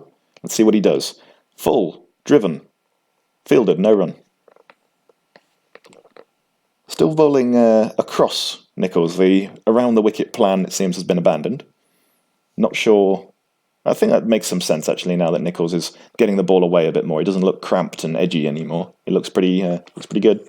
He's 45, by the way. I mean to say on 45, not out, not 45 years old. Plunkett hasn't bowled a lot of slower balls yet. No, he's not quite reverted to complete one day, restrict the scoring, keep the batsman guessing kind of mode, has he? I mean, it's mostly been sort of Wagnerian short balls. It's worth trying to see something grips in the pitch and can, like he's driving it on the up, but something grips in the pitch and you can punch it in the air to the cover fielder. We saw Jofra do that already to, what's his name? Maxwell. Single that like. To Jofra Archer is. So Nicholls progresses, moves on to 46. Williamson has progressed to 30 with a couple of shots off Adil Rashid. Story looks pretty decent now. Still a smidge on the slow side, but nothing dramatic.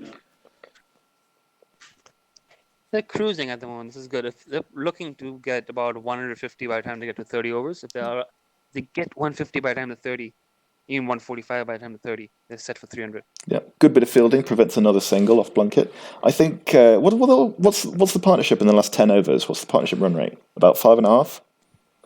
I don't have any stats on hand. YouTube, help.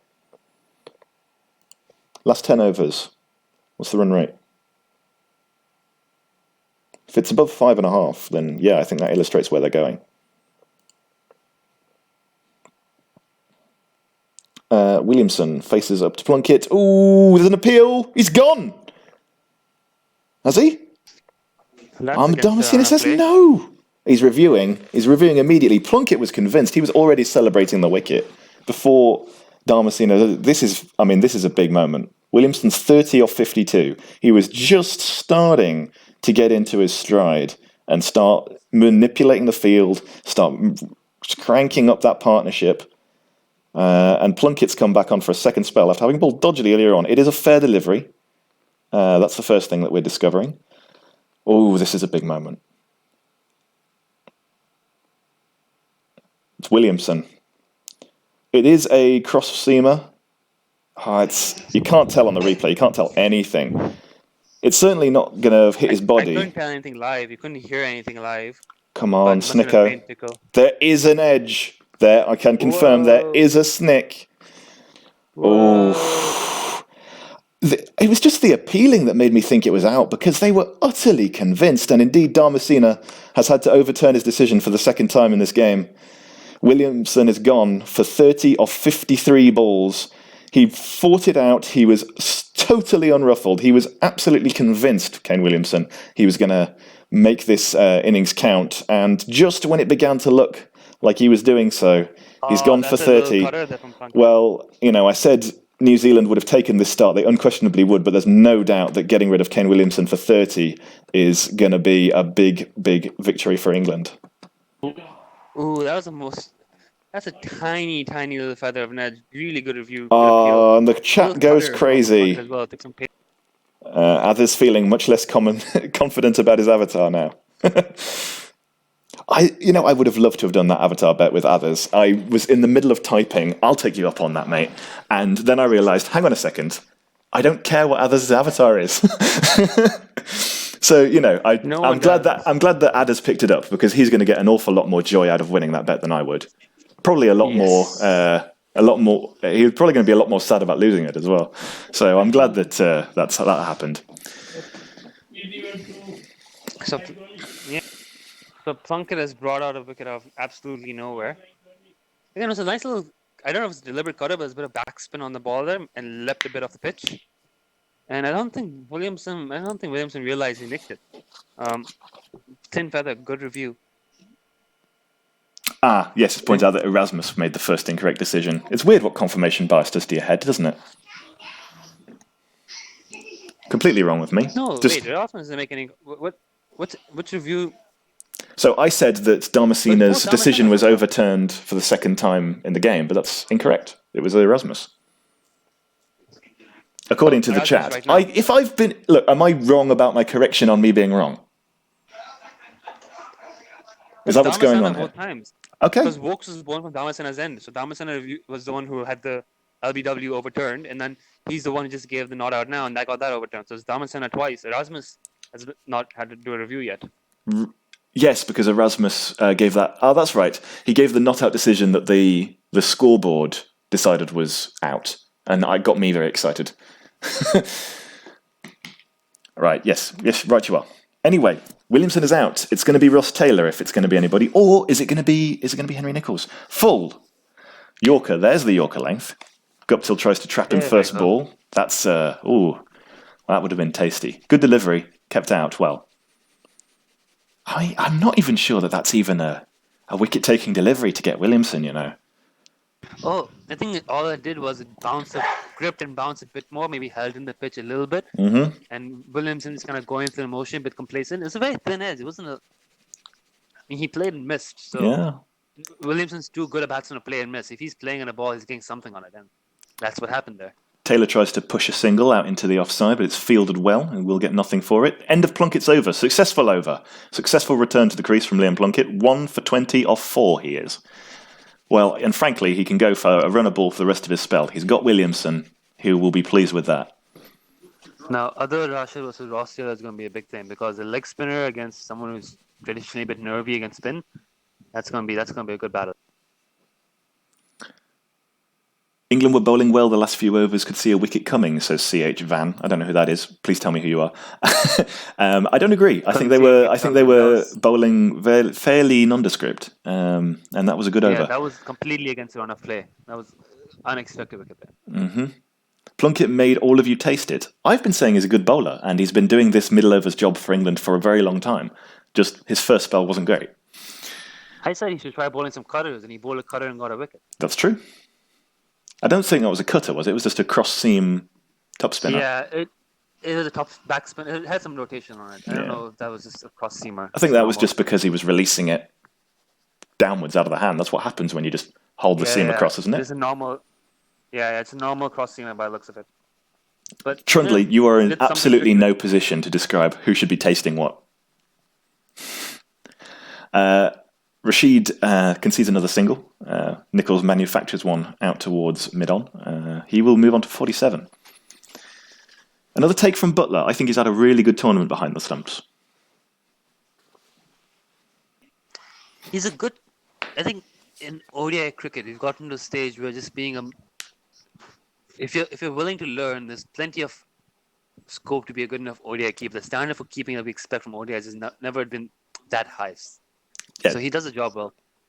I think he's just athletic and consistent, and it's more about hard work because the moments of brilliance that you need as a keeper in ODIs don't come about as often.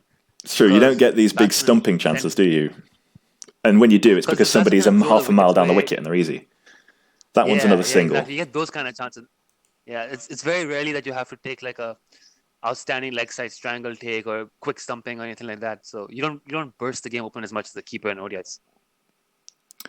Athers points out that Taylor and Williamson are 10 runs away from having the highest partnership total runs for New Zealand. Presumably he means in ODIs, but I wouldn't put it past them in all formats. Williamson getting out before Nicholls means that could potentially never occur now. Well, obviously it's going to occur. There's no way that this is their last ODI. That's madness. Liam Plunkett, the leading wicket taker between overs 11 and 40 in all ODIs since the last World Cup. Well, I mean, there you have it. What have I been saying backed up by facts? I know you can prove anything with facts, but this is an important point. Harsh says, that was the simplest take ever, How? Yes, it was. I just think Buttler's had a good tournament. It just reminded me of that fact. Down the leg side, fairly poor delivery. This should be 2, as it's tucked away by Taylor. He should get off the mark with this. So, and he does. Of balls before, he doesn't get off the mark. He had a 1 earlier, sorry. A couple of balls before, Henry Nicholls edged one down. Mm-hmm. Why is other Rashid bowling without a slip? Why? He should have a slip in, especially as a leg spinner bowling to a left-hander, getting the googly across him. Like, you gotta, he's your main wicket taker. Okay. He's not gonna get all his wickets through slogs out in the deep. You gotta keep a slip in. Show him some love. Okay. Where are you getting the fielder from? Probably bringing that backward point. If he's good enough to cut the spinner for 4, then, Adil Rashid, get off the field, right? Yeah, I mean, you probably for a leg spinner, you're gonna have a short fine leg, a short third. You take off the short third man, which they probably have in place right now, put him in slip, and have backward point. And if he's gonna cut you past slip, past backward point 4, it's 4. Like, you want him trying to do that because that's the chance he's gonna create a chance for you.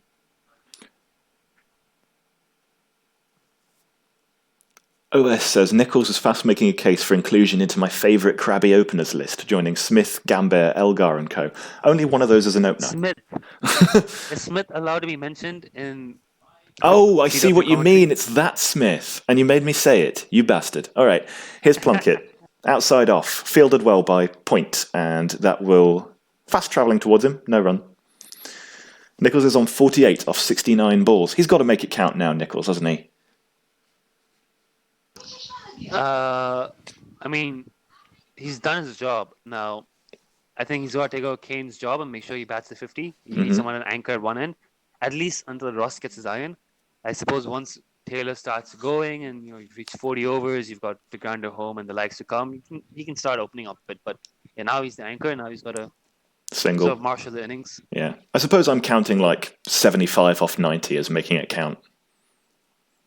We're seeing some wickets. Guptill LBW bowled Wokes. That was very early on after a optimistic start from Guptill, probably the way he should have played given his form. And then the big one, Williamson 30 off 53 off a returning Plunkett, just when it looked like New Zealand were very much on top in the game. So how do you think Kane Williamson just choked? I mean, we already discussed this, right? He played his own way. He made an error that batsmen make all the time. What can you say, right? I hate the word choke for, and you obviously wanted me to say this because, why else would you ask me? I hate the word choke because it's applying armchair psychology to something that should be explained through cricket, right?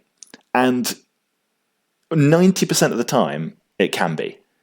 I mean, people said that Brendan McCullum choked in that 2015 World Cup, because that's just the obvious thing to say.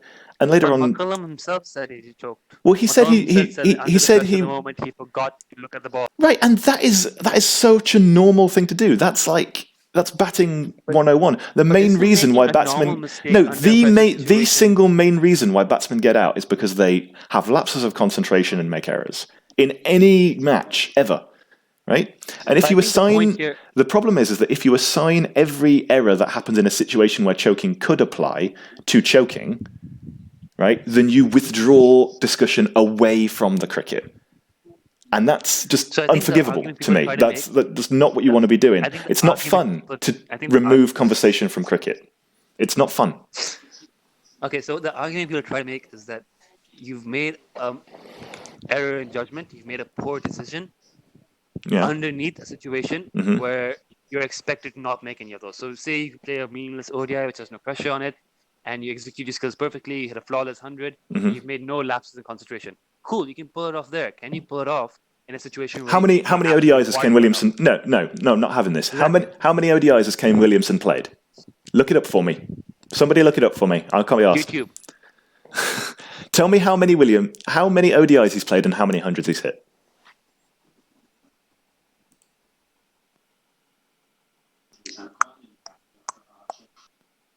So the argument... No, we're not going further until somebody makes this point for me.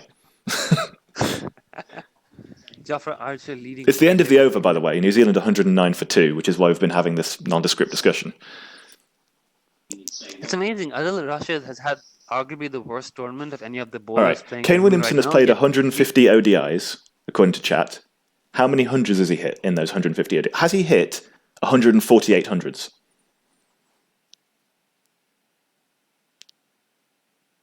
As Nicholls gets a 50, half century for Nicholls.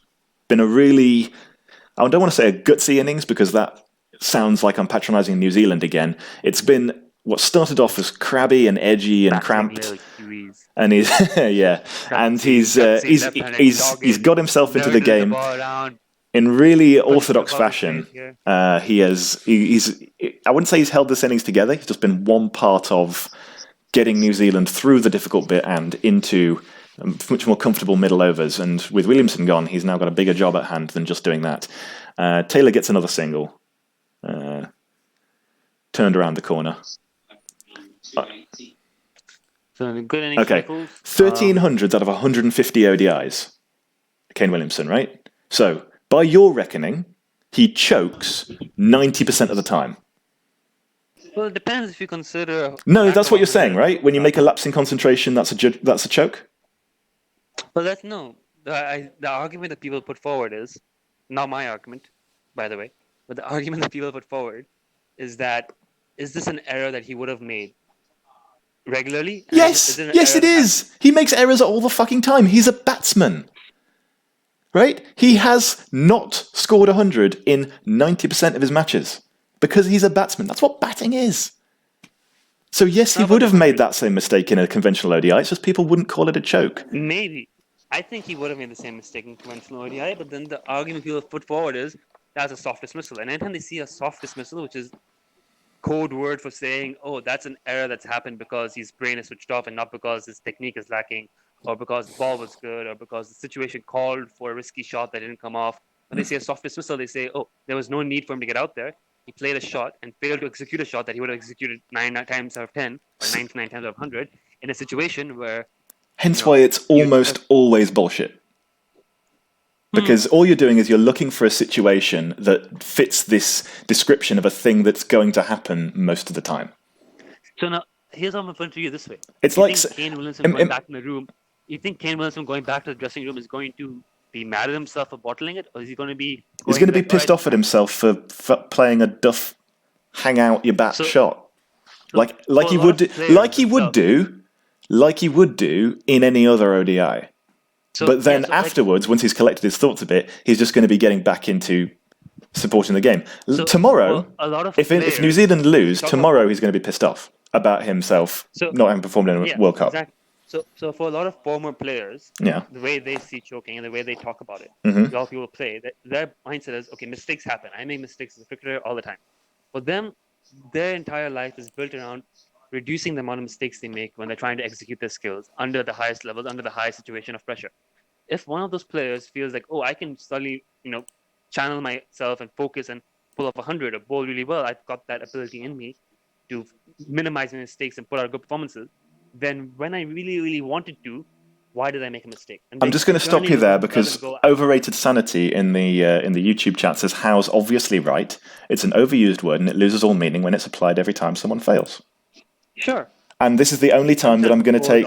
And in a signature case of only applying the words to things when it suits me, I'm going to decide that OS is somebody who I've always agreed with. Anyway, Plunkett resumes. He's in his 6th over now, having got Williamson out in the previous one. That one is a full ball that's defended by Nichols. Might have been looking for the single down the ground, but he doesn't get one. Let's do some more chat, because I've been neglecting it. Nufan says that you, Zorax, are choking on the world stage right now. He actually says chocking, so that might be an Australian vernacular for something I don't know. Shazad said this Kane Williamson dismissal was not soft. He got out to a decent ball by Plunkett. It was a bit wide. It was an okay ball by Plunkett, I think. It was a soft dismissal. That's not sugar-coated. It was an okay ball. He poked it out of stump and he misexecuted it, but he wasn't even sure he nicked it until the review came up. Yeah. Here comes Ben Stokes chasing after a boundary, manages to get there. Good fielding. Reduces them to a 2 from Nichols. Nichols has certainly pierced the infield a lot more often than anyone else in this game. Except that was Taylor, so I take it all back. Here's the other side of the coin. Hey, Hal, here's the other side of the coin. Do you believe in the concept of a big game player?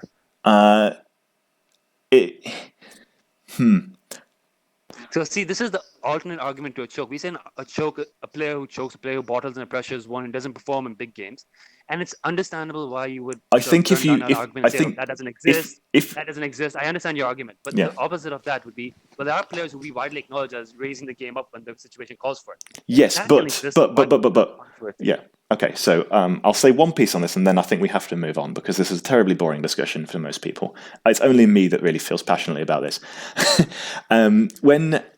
If I obviously have said that we watch a weighted random number generator. We do. We assign value to it. We assign emotion to it when it applies to us and when it applies to our pet theories. So if I'm going to sit here and say choking is not really much of a thing, then I also can't say big game player is much of a thing. It would be completely hypocritical of me. What I will say is that there is an awful lot more big moments than there are big games.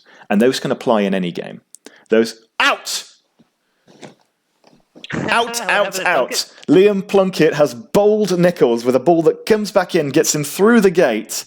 That was a really fine delivery. That's a good dismissal. And the leading middle overs wicket taker has struck again. This time, the very fine innings from Nichols, or at least the very effective innings from Henry Nichols, is come to an end. 55 of 70 balls got out before he could really start to kick on. He's done his job. Can the middle order do it? I think New Zealand might have needed more from him than that, following the dismissal of Williamson. There's going to be no big Williamson-Taylor partnership. Is there going to be a big Latham-Taylor partnership? It's a little bit dodgier for New Zealand now.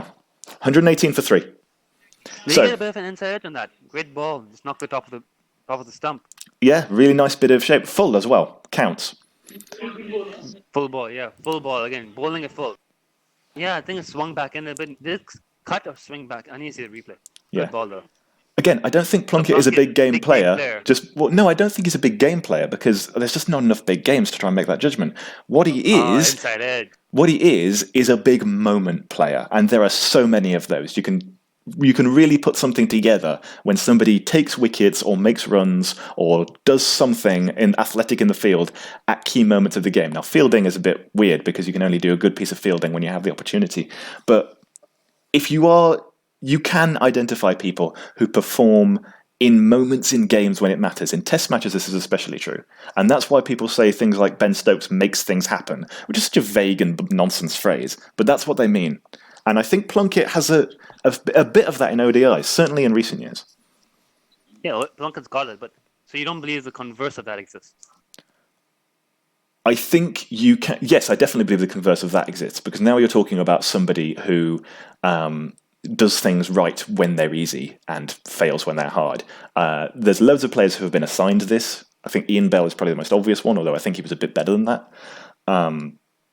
There's definitely players who make runs when it doesn't matter. I think actually probably the best example of that in this World Cup is MS Dhoni. Yes. Even though he's definitely not always been that way. I would never accuse MS Dhoni's ODI career of being that. Very different. He's a much more complicated issue. So the left-handed Latham. They keep the right hand, left hand. Yes. If that matters. Plunkett's figures now look excellent, by the way. 2 for 25 off 6. So that dismissal there from this spell from Plunkett is kind of what I was trying to say earlier. A good platform in this World Cup has not really translated into big scores as often, simply because as the ball gets older and it seems to grip a little bit in the wicket. We saw that with Williamson. We saw that with Nichols now as the inside edge down to a stump. Plunkett, of course, is known for bowling cutters and getting the grip in the wicket, but he's not bowling obvious big off cutters. He's kind of just bowling cross seam and it's just sticking in the wicket a little bit. And he's picked up, 2 key wickets in this middle overs, and now suddenly 300 looks a bit out of range. And I think that's what we're going to see here. New Zealand have done well to get a good start. Now, as we enter towards the 45th over, they're going to be looking at maybe 260, 270 being a winning score. I don't think it's a 300 pitch per se. I don't think any real pitch in this World Cup has been, any conditions in this World Cup have been obviously 300 plus. I think there's been a couple. I remember, here comes Adil Rashid. That one is defended. He has 9 for 28 off 5, Rashid. If he can pick up a couple of wickets, New Zealand are in real trouble, so they will probably be a bit more cautious for a while. I would probably take Rashid off now and save him for the end of the innings when batsmen are really going after him, because that's where he's going to be a lot more dangerous. I think there's a lot of truth to that, but and they still haven't bowled Ben Stokes. On. Yeah, We've been talking about it for all day. Even Jofra now for a short spell with the knuckleball off the sleeve, he could get a breakthrough, and you need Ross Taylor's wicket. So I think you're onto something. 6 overs from Rashid now, 4 in the sort of 35 to 40 range when they're trying to accelerate. That makes sense. What else we got? We got, oh God, loads of comments. I'm never going to read them all out. Sorry, guys. Harsh says, most of reads Budwell. The Plunkett ball to Nichols didn't really come in. It just straightened. I think that's kind of the same thing, given the angle. Overage Santi says, India only looked really comfortable in the 2011 final after 35 overs or so. It was hardly a doddle. Again, I agree. I think that partnership between Gambhir and Dhoni was, era-defining, let alone match-defining. Trundler says, this is why Pakistan deserved to be in the final instead of New Zealand. Okay, I can't believe he just got me to read that out. Latham gets off the mark. He gets a single. I think earlier on there was a game between England and Bangladesh, which you no doubt watched and regretted. I thought that was a very flat pitch. That could have been a 400 on any other day. I don't remember any game between England and Bangladesh. What game? Okay. It's the game that kept them out of the finals, really, because it screwed their net run rate, and it obviously didn't get any points from it. We have Taylor hitting out another single. I think Rashid is just going to go for 3 and over at this point. I think you're right. Yeah. He would do better later. Yeah, it's no point. Rashid's too easy a bowler to milk. That's what's happened to him today so far. That's what's happened to him all World Cup, really. Kane's gone after him a bit, but Nichols and everyone's just been happy to sit on him. And yeah, he's had the worst stats in the World Cup for all of England's bowlers, despite everyone kind of roundly accepting that he's the key to winning games, and he did with the Australia game. To me, that's more of a sign that England lack potency in the middle overs. I think Plunkett coming in has helped that, but because they lack potency in the middle overs, their one key wicket-taking element in Rashid has been neutralized by batsmen being willing to sit on him. Okay. And Rashid's just not good enough to produce a wicket out of nowhere. And he's very much the kind of bowler who needs a batsman to come after him for him to get a wicket. And that's why Rashid has taken so many wickets when England play on flat pitches, because Rashid is going to just be Rashid no matter what the wicket is like. So if England get a pitch where they put on 320, 340, and they have no choice but to try and hit Rashid for boundaries, then he becomes very dangerous. And that's why he's taken so many wickets, because England have scored so many runs. But like you say, in this World Cup, we've had, 2 60s being good, 2 80s being very good. And so Rashid, he doesn't help in that situation. And also, he's not bowled well in the first half. He was bowling a lot short and a lot wide, a lot rubbish. That's true. There's no doubt that when he turned it around against Australia, it was just come from, get it in the right area. Jesus. Plunkett opens with a ball that goes across the left-handed Latham in his 7th over. 7 overs for Plunkett. It's quite a lot in the first 30. Again, this is because Ben Stokes hasn't bowled. 1-2-2 for 3 is the score. We haven't said it for a while. So, what do you make of Morgan's shuffling of bowlers around? It seems to me a bit more of an instinctive captain than a bowl by plan captain. Do you feel the same way? Do you think he comes in with structured method of how he wants to use ball? I think he has a plan, certainly. Inside edge, just brushes off the pad and avoids off stump. Very similar to how... actually, it wasn't very similar because Latham played a shot at it, but yeah, a bit of a dodgy flap there. Back leg saves him. There's a fascinating interview from Morgan on the BBC website. They did a bunch of interviews with England players about their role in the team. So they talked to Jason Roy about opening the batting. They talked to Adil Rashid about spin bowling. They talked to Chris Wokes about death bowling, which is weird because he only really does that for Warwickshire. And then they talked to Morgan about captaincy, and that's by far the most interesting of them. He has some things to say, and it suggests that it's mostly the latter, as you point out. He likes to keep on top of things. He likes to get a feel for what's happening and which bowler can get me, is the one to bowl right now. But at the same time, in ODI cricket, you're so hamstrung by how many overs they can bowl and what part of the game it is that getting a feel for it is just so much harder to implement. So just by definition, being an ODI captain, he has to mostly be a plan captain. Anyway, here's Plunkett bowling full, fields with his foot, and so prevents a single to Latham, who is 2 off 7 balls. 4 dots so far in this over. Plunkett's figures look really remarkable after that opening spell went for 20 off 3 overs. He's found his range. It's a change of ends, right? He's come on from a different end now, so I think that's helped. Is it Rongan who said Sasaki? Latham has a Lord's 50 this tournament. Should give him some confidence. Yeah, but That who 50 doesn't was have a Lord 50 nowadays? yeah. He got a 50 against England, I think, after the game was over. I'm not entirely sure what that does. It just kind of felt like wasting time. But they were trying to not get bowled out, which made sense. Plunkett returns, 5th ball of the over. Fielded, another dot ball. Doesn't get it past Really the good stuff. diving mid-wicket, I should say.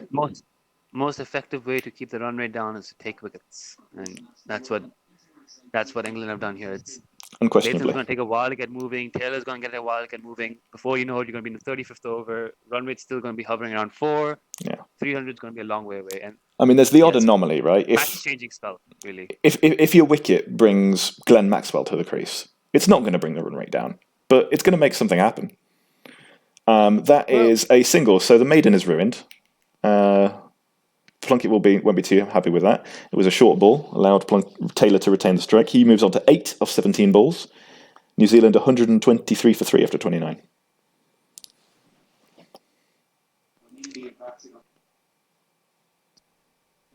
Now, what I do not want to see here is New Zealand ending up around 260 and England blitzing it in like 30 overs. So I'm kind of hoping that we see a bit of a special innings from Ross Taylor. I think, and if not that, a lot lies on Bolton Henry with the new ball. They definitely won't chase 260 and 30 overs. They would be at least a little bit cautious. Even against Australia the other day when Roy played his massive blast, they were only about, 6 off the first 3 overs. They had a little luck before they got going. And if they're chasing 260, they will need to be at least sensible. Obviously, they'll be positive. They'll play their way. They'll hit some shots, but they're not just going to swing at everything. So it won't be that. They will need at least 260. Sanjay Than says New Zealand should aim for 250. That won't be enough. Might be enough, 250. Again, it's just so New Zealand's bowling it's deep, it's good, but they're relying on the new ball bowlers for wickets. Neesham has picked up a few in between. Santner has found his way through. Colin de Grandhomme has been effective, but yeah, it's very much going to be a battle of Bairstow and Roy versus Bolton Henry that sets things up. Root coming in at 3, that's going to really set things up here. Shall we have a go at some actual analysis? Because Sanjay Than says that Taylor's playing Rashid off the pitch, and it's a good point. He's not moved his feet. Taylor does that. That's how Taylor plays spin. That's why you want to have Taylor in against spin early in his inning. That's why Rashid's still bowling now, because they know Taylor doesn't really move his feet very well early in his innings. They know he kind of reads off the pitch, plays with his hands. Well, now he uses his feet, comes down the pitch, and he chives, but doesn't beat the extra cover fielder, so there's still no run. 1 from the first 4 balls, Rashid 7th. India came at Taylor right away with Chahal and Jadeja, and really they've worked. They plugged him. He couldn't rotate the strike. He couldn't score off Chahal and Jadeja. He really struggled with the spinners. Apart from when Chahal that gave him like a loose delivery. But Taylor comes down the wicket, changes his mind halfway through because Rashid has dropped it short. He's aimed a cut, and he's got a bottom edge on it that's bobbled over Butler's head on the bounce, and they've ended up with a single, which is probably the least interesting thing that could have happened as a result of a fairly dramatic delivery. I feel like if you're going to attack Taylor right now or Rashid and try to get him out, you've got to have a slip in. Hammering on about this all World Cup. Yeah. Teams just don't like keeping a slip in. I don't get it. Latham comes down to the track and pushes a single out to mid-wicket to end the over. That was pretty nice from Latham. Looked pretty comfortable. And Rashid has 0-35 off his 7. I would make a change now. And I think Morgan's going with his gut here, and he wants another wicket. He wants Taylor out. Yes, clear. Oh, if they get Taylor out now, they're quids in. That's exactly so. Neesham and de Grandhomme to come. So the delivery that Taylor inside edged was the googly. So he did come down. He didn't pick the googly. Read it off the pitch. Nearly dragged on. So pretty good bowling there.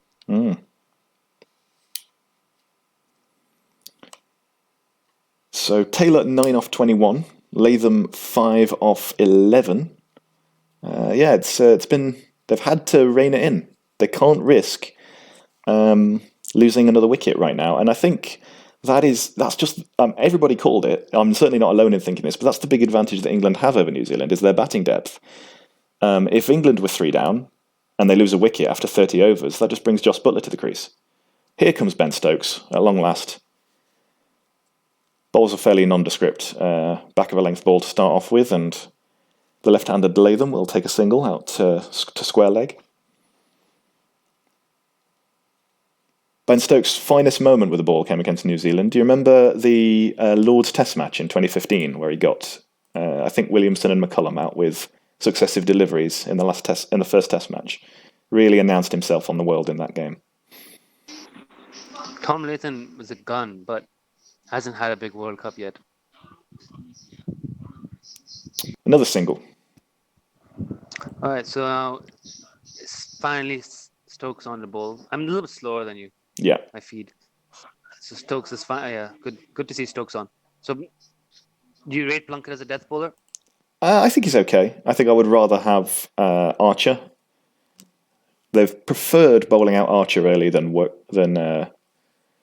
Plunkett, but I don't mind. They don't really have any specialist death bowlers. They have rotated them a bit. Woakes sometimes bowls at the death. Wood sometimes bowls at the death, but very rarely. I quite like Stokes' beats the bat.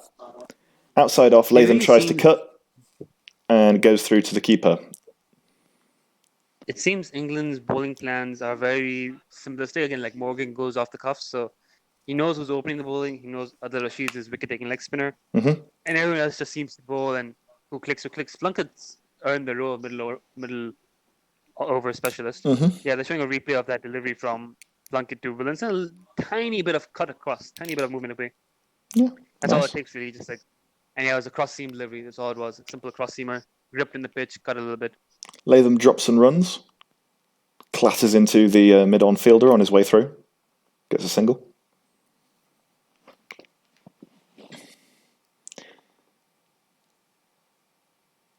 Plunkett varying his length, we're seeing. Well, I thought he was... I mean, that's one way to put it. I thought he was a little bit scattergun in his first spell.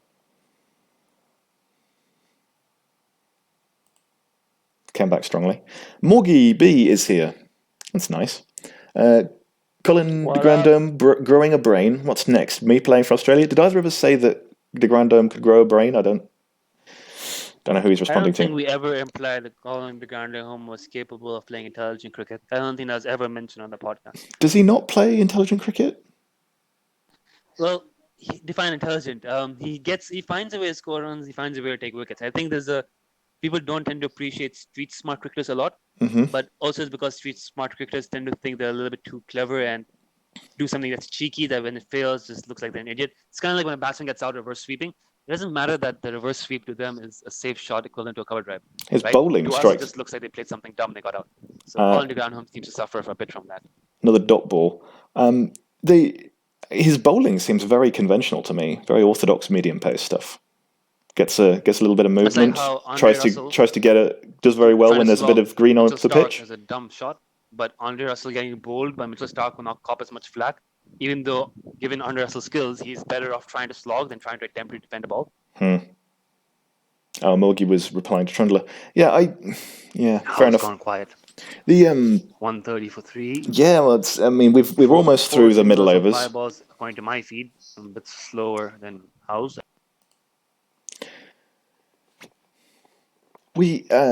Oh yes, I can see. Hope CGD. There we go. I got my audio back on. Oh. Whoops. It's all so quiet. Shh. Yeah, 130 for 3 after 31. It's not exactly hell for leather, but it's all right. They stand a good chance with a good partnership of getting up 260, 270 plus, which would be a very challenging total.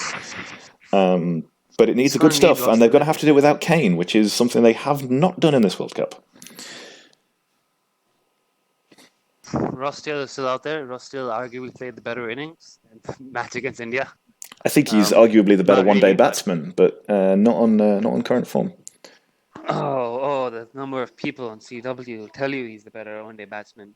I think there's a lot of truth for it. Like, if you watch the way that he played against England in the 18 months ago series, as I keep calling it. I don't know what else to call it, but I thought he was tremendous. I thought he looked $1 million. And he's one of those always been a batsmen who really either talented looks, player. Like, when he turns it yeah, on, he can look like the best player in the world. he's one of those. He looks really good. It looks really bad. There's very little in between. Can you think of a cricketer who looks good or bad, who looks the same regardless if he's scoring runs or not? Can you think of a player like that? Ian Bell. Yeah, Ian Bell always looks good no matter what he Very does. textbook, very, very orthodox. Always had some nice flashy stuff, and sometimes he'd be making 100, sometimes he'd nick off for 15, Ravi Bopara is another one like that from recent years, although he nicked off for 15 a lot more often than Ian Bell did. Typically tends to be the most orthodox players because people find orthodox ways of getting them out.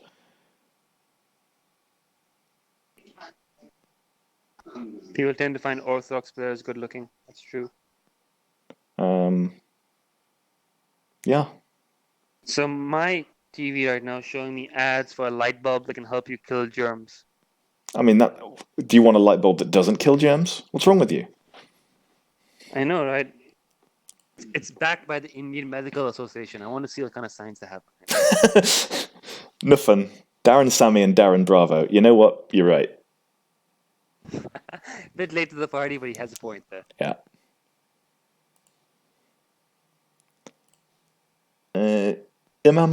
Presumably Imam ul Haq looks good until he gets out. I think he can look pretty scratchy early on. He's a good player. Yeah, he doesn't look that great. He's a good player, but he doesn't look that good. He does go through a scratchy phase at the start, I agree. I mean, I'm apparently the only person who thinks Shakib's a fun batsman to watch. I only just learned that he wasn't. I haven't thought of him in particular either way. He's certainly never been ugly enough to warrant comment. Like a Chanderball or a Steve Smith. Yeah. Certainly never been. People think Shakib are the same people who think Joe Root is. I mean, some people think Joe Root's a bad player to watch, and they just have no idea. Yeah. Peter Siddle, what are we suggesting? Sorry. Peter Siddle always looks good no matter what he does. Is that Newfound who posted that? Oh, right, yeah, I see what's happening there. I mean, Peter Siddle is consistent, right? He has this, he's the proto Neil Wagner, right? Not so much Neil Wagner, but he's got heart. He was an original got heart bowler before Wagner came along. But it does kind of answer the question, because you asked, can you name somebody who looks the same regardless of whether they're scoring or not? And Peter Siddle pretty much does the same thing all the time. Sometimes it works, sometimes it doesn't. That is true. And I, for one, value him for that, I think he's a good player, underrated player. Except for by Nafan. Nafan overrates him. Everyone else underrates him. I'm right there in the middle. So Adil Rashid seems like he's going to bowl his 10 out right here. I saw your Joe Root trigger movement analysis, Fred. Overrated sanity. I thought it was like listening to somebody show you their rock collection. Like, I'm sure this means something to you. Wow. I'm not following. It's okay. You just have your thing. It's all right. I'm just not going to ever understand what you mean. Wow. That is how doesn't treat our listeners very nicely. Clearly. I don't like. Earlier on, I said that OS made one of the best points ever in the thread. So there you go. What point was that? I think he agreed with me on choking. I don't remember.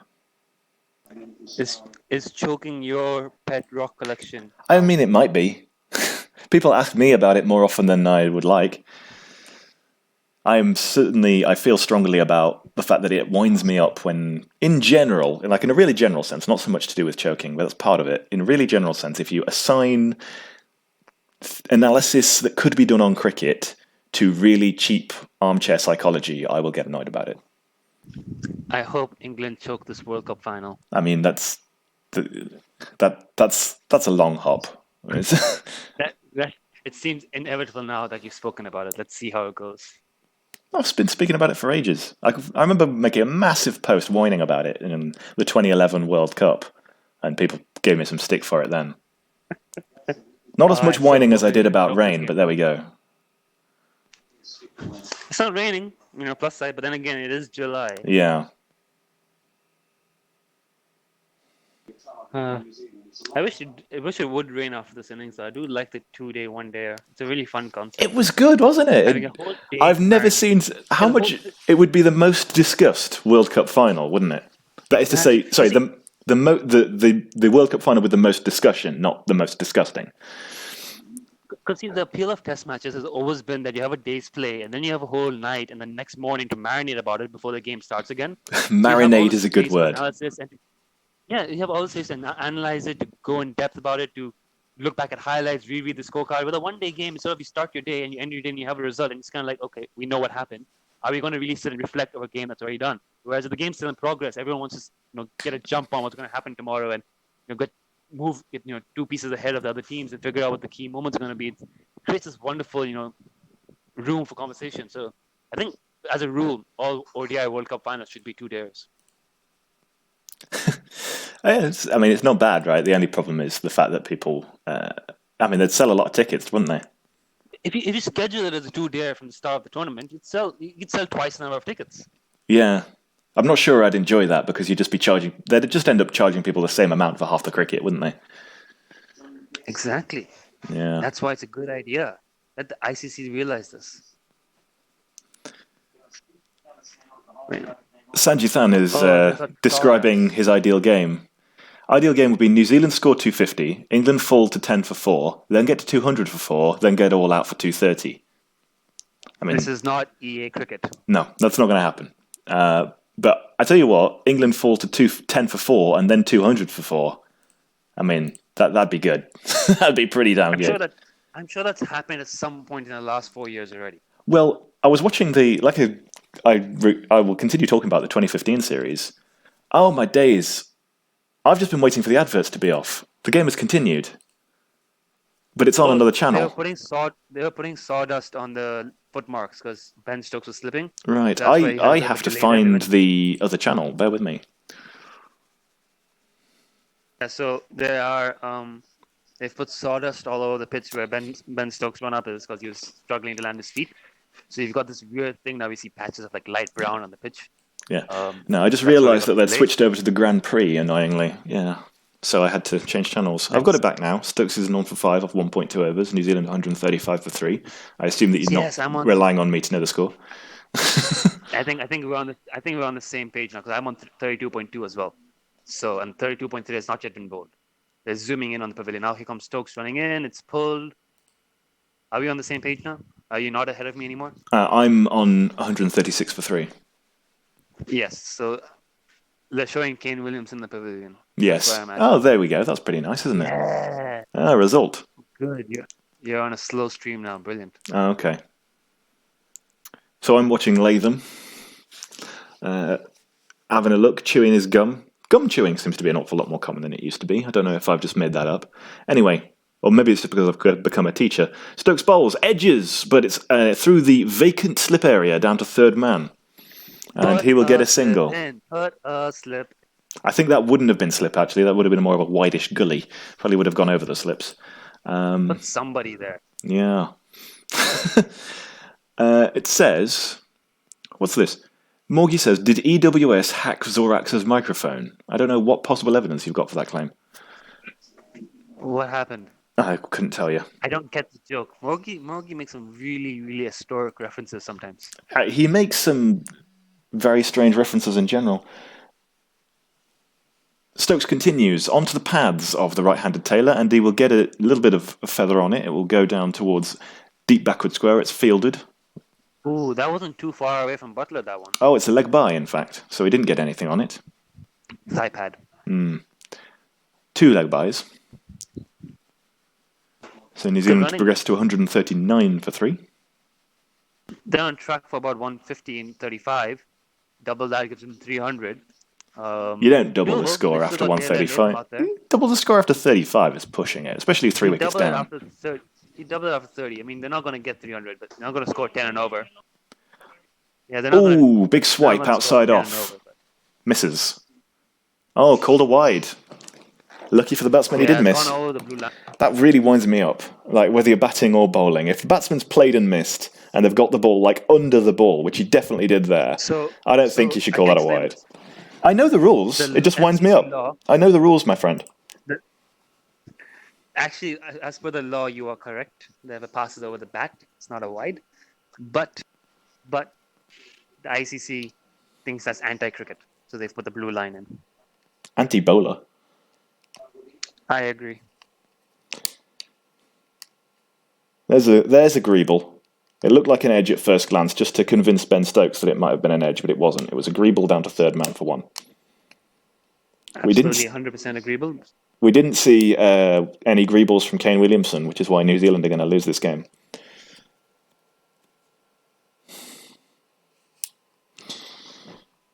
That's how it works. I've got a WhatsApp message complaining about all the foreigners in the England cricket team. Okay, Morgie says, was trying to make a libertarian joke about Zorex recommending ripping customers off. I see. It's probably my weirdest trait, says Morgie, trying to make references that make zero sense to anyone that isn't me. I don't think that wasn't a reference that didn't make sense. It was just completely out of nowhere and not very well supported. What were they recommending? You were recommending ripping people off by selling half the cricket on 2 days. Yes. The 2015 series did feature Jordan and Steve Finn as bowlers. I think both perfectly serviceable one-day cricketers, but yes, I take your point. Yeah. What's happened to Chris Jordan? Why is he no longer in the setup? Well, he's not that good. He's not good enough? He's only really good in 2020 cricket, and ODI's perhaps a bit too far. I think you need a little bit more to your stock ball than Chris Jordan could offer. He's a good fielder, though. They could have done a Jadeja with him, have him 12th man for every game, bring him on the field. Yeah, but then he'd have to be in the squad, and I don't think you can really justify bringing him in ahead of Tom Curran, who I think is very unlucky to not get a game. Yeah, fair enough. Tom Curran's not got a game this whole World Cup. He's going to probably feel a bit hard done by. Appeal from Wood against Taylor. Out! Erasmus has given him. It was moving back in. Good delivery. Looked dead live. Looked really, really good. The only question is whether it's doing too much, and Taylor is walking off. That's a big scalp. And after yet again, the two bowlers that had a pretty mediocre start in Plunkett and Wood have come back on, and in their first over back on the field, back with the ball in hand, they've got a big, big wicket. Oh, it's a bit high, isn't it? But he was well back in his crease. I think that would have been umpire's call probably if he'd reviewed it. And yeah, that looked to me. I mean, it's umpire's call. I mean, yeah, it's a good. What's the skitty ball? It doesn't get a lot of bounce. It's a good ball. Yeah, you don't review Erasmus when it's marginal. Erasmus knows what he's doing. See, yes, exactly.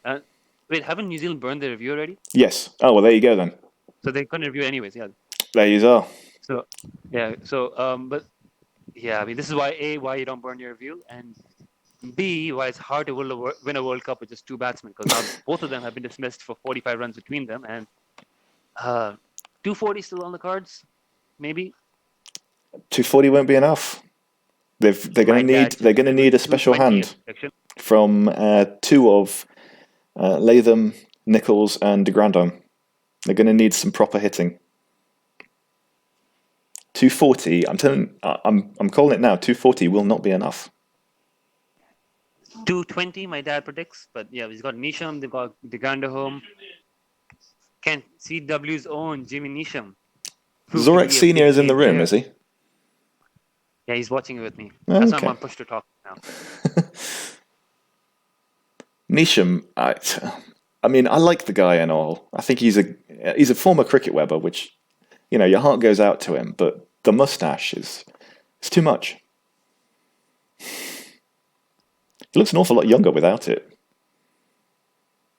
Much better. Jimmy Neesham setting new fashion trends as CWers are wont to do. Wood continues. Good delivery. Round the wicket to the left-handed Neesham, and he defends a straight 90-mile-per-hour delivery. Is this going to be the spell that wins the World Cup? If he picks up two more, it almost certainly will be. I mean, right now, England are ahead thanks to Liam Plunkett, no doubt. And Wood. Oh, chat says that LBW was missing the wickets. This is why you don't burn your reviews, and look at that. Erasmus can make decisions too. Stop with the Thomas Senahan. Okay, fine. Bouncer from Wood. Signalled one for the over. No run. Well, I'm not sure how I feel about that, to be honest. I don't really like... I know it sounds pompous, But I don't like people having an excuse that that shouldn't have been given. So yeah, they're showing the replay of the review right now on my screen. It was clearly missing the stumps. It was definitely bouncing a bit more than we thought it was. I mean, this has happened twice today where we've seen LBWs out live and we've thought, okay, maybe hitting top of stumps umpire's call. It happened with the first decision of the day as well, but both cases it's gone over the top. Well, we both mentioned height, but yeah, I'm inclined to give the umpire a bit more credit. Because this is the difference between when you watch it live and getting a machine to come in and do it. And this is why actually do not burn your review. The first thing you said was that looks stone dead.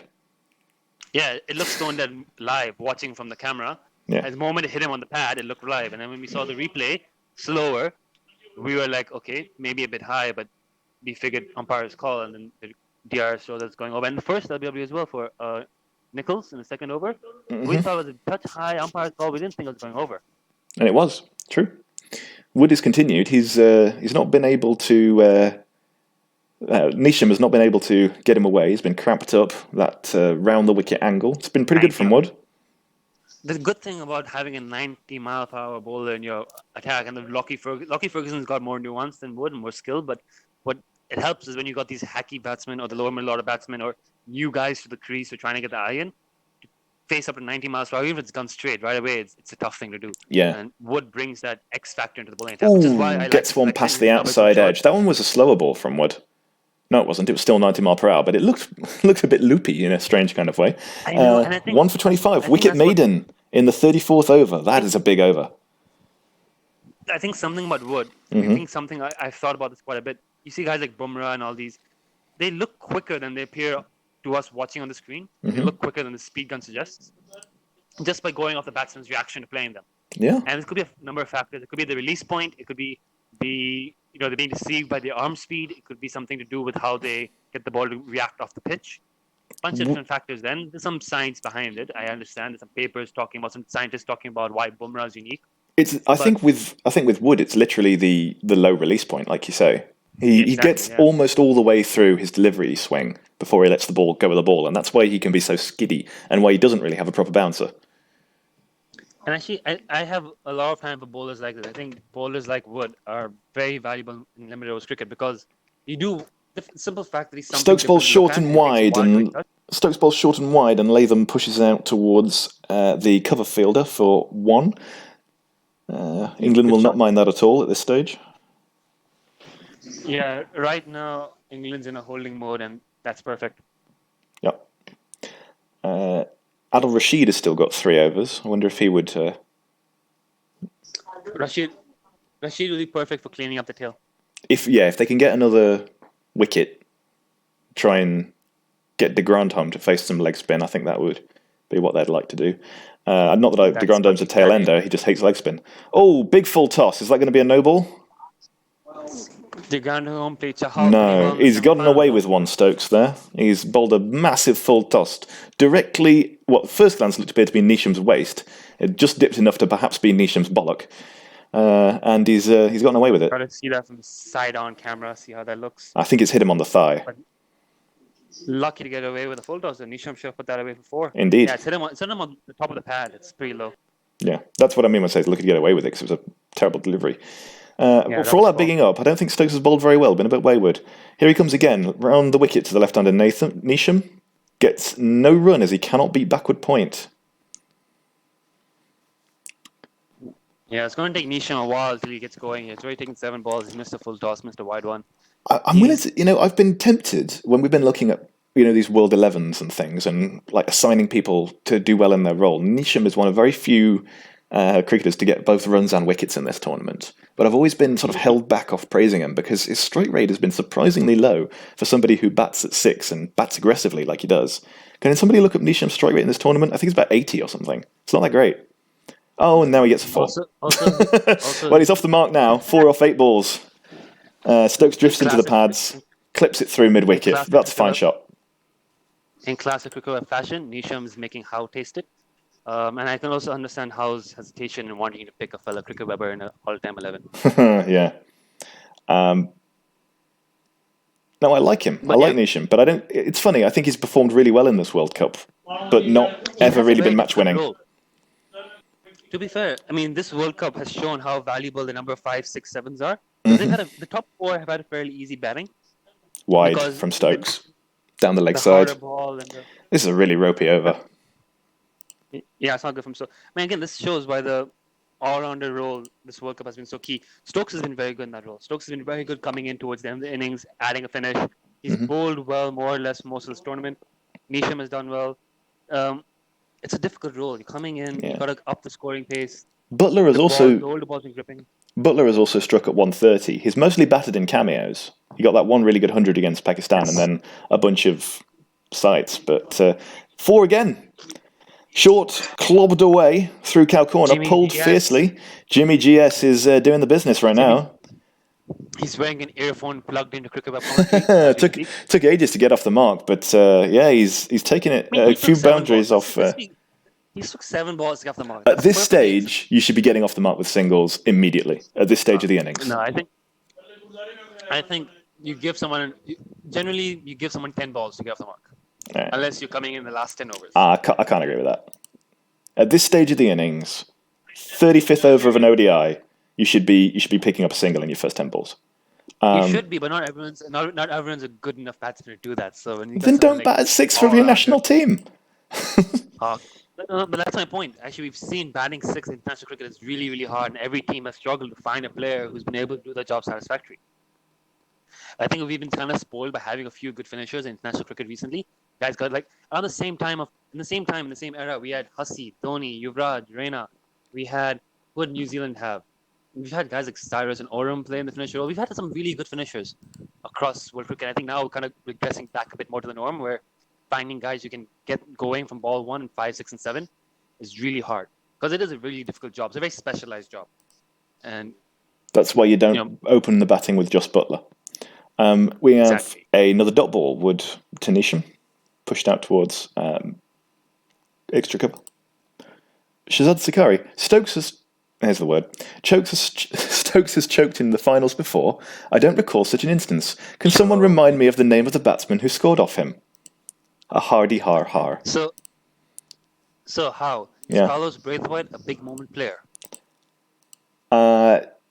You know what? I'm inclined to say yes. Like, I remember hearing, who was it who was talking? It was a West Indian cricketer. It was Barbados. It might have been Tino Best, because I always advise listening to Tino Best if you ever catch an interview with him. He's quite good fun. And he was talking about players that he wants in his team. And this was actually, I think, before the 2016 2020 final. He picked Carlos Brathwaite out of everyone in the world to be in his team. And obviously that's just him showing a bit of hometown Barbados bias, right? But he also said just how, like, he's one of these players who's a competitor. He's always in it. He's always doing something. He can come up with things. And that's how people talk about Ben Stokes. And it's a little bit cliched, but maybe that applies to Carlos Brathwaite as well. Carlos Brathwaite's main problem is that he's not very good. Carlos Brathwaite has literally only had 2 big moments where he's come off. Yeah. One against Stokes and one against New Zealand. How many big moments has he had the opportunity to take? It's hard to say. I think he's a rubbish bowler. Don't get me wrong. I think Carlos Brathwaite is genuinely a poor bowler. But I quite like him. I'd be all right with him in my team. No. Was Tim Bresnan a big moment player? Oh, I mean, he didn't do anything by halves. Good shot. Pull shot, stopped at the square leg boundary. 2 left-handers at the crease now, so it's harder to tell them apart, but that was Neesham. He moves on to 10 off 14. Not looking bad. So Mark Wood apparently has bowled the fastest delivery this World Cup. Oh, really? What was the fastest delivery of this World Cup? They just showed the graphic. I missed it. But his name was on top. I think it was like somewhere on 154 kmph. Yeah. Well, I think that was early on in the tournament that he had that. I thought you meant just now. But no, I thought it was just now. That's where they flashed the graphic up. I thought it was in today's game. Oh, okay. Well, there you go. I'm not sure. YouTubers. Anyway, Wood. Correct us. When Wood bowls with pace, he's a different bowler. It's massive. You could put that in every bowler, right? Like every bowler, if they're bowling in rhythm, they're a different bowler. If Chris Wokes looks poor when he's not getting that swing going, Jofra Archer looks poor when he's not in his rhythm. Like every bowler. Yeah, but all you need to do to find out whether or not Wood's bowling well is look at the speed gun. Fair enough. Yeah. And he is relatively a rare case of that. Is there how many international bowlers are there right now? Like, the thing what made Dale Steyn and a couple of these guys great was that they could bowl really well at different speed ranges. Hmm. Do you think of many bowlers existing right now in world cricket who operate really well within different speed ranges? There are bowlers who can, not so much that do. Dale Steyn was brilliant because he could be a outright fast bowler and he could be like a pitch it up swing bowler. A swing bowler. Yes. And Mitchell Starc is the only one that comes to mind as somebody who can do both of those things, but way less consistently than Steyn. I've not seen Starc sort of go and do 130-kilometer swing bowler mode consistently at will. He can definitely pitch it up and like get swing. But he's still swinging it at his normal speed. It's just a question of, is he speed without swing or speed with swing? He's not really varying his pace to get swing. I think someone like Rabada does that really well. Okay. And that's kind of what's special about Rabada, is that he knows when to go full throttle and when he knows to slow it down and get that swing, get movement. Rabada's a lot more seam than swing, isn't he? Yeah, but he knows basically when to get into a comfortable zone and get purchase and when to throttle it up. Someone like Broad does that as well, to some extent. You know what? Broad is not bowled fast for a long time, and I think he was always worse when he tried. So I'm not too fussed about Broad trying to vary his The whole pace. enforces phase and his I career, want he's 85 enforcer. mile an hour outswing and inswing from Stuart Broad, and if he gets it, then we're in business.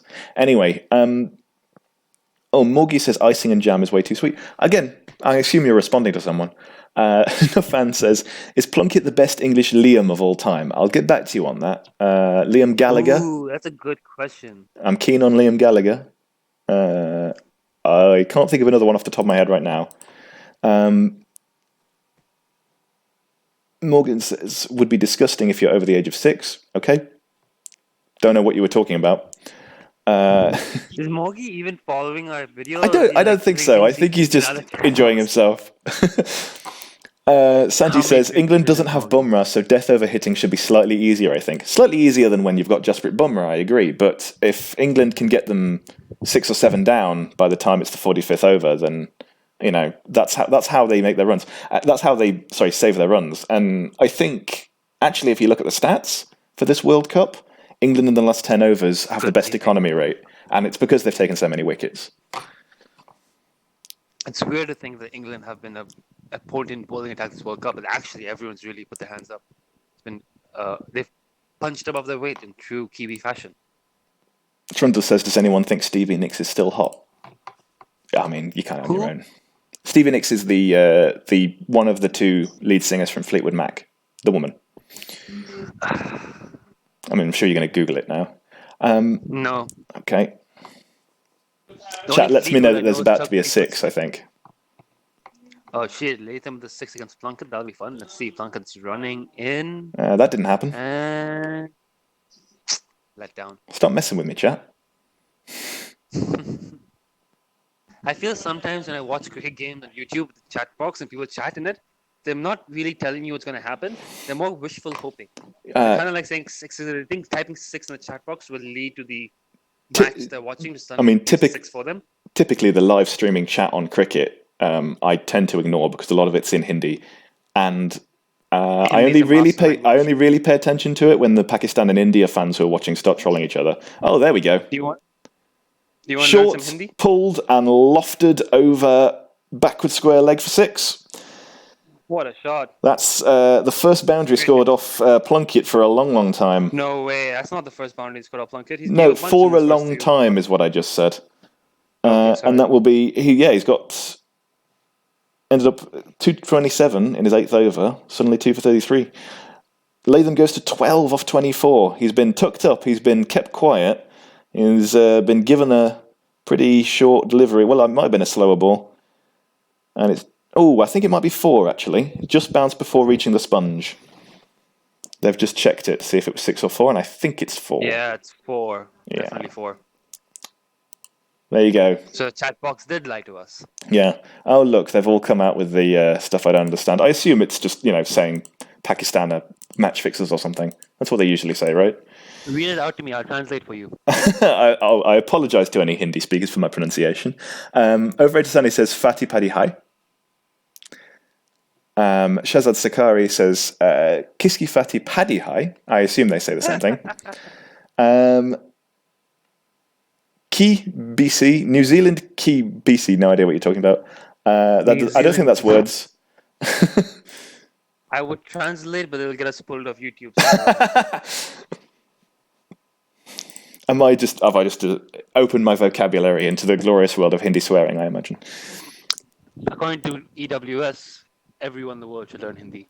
But then again, that's only something a cricket fan would say. I would absolutely love to know Hindi, not least because I would be able to discover what happens when you guys try to avoid the moderating. You don't want to know. We make a lot of jokes about English weather in June in Hindi.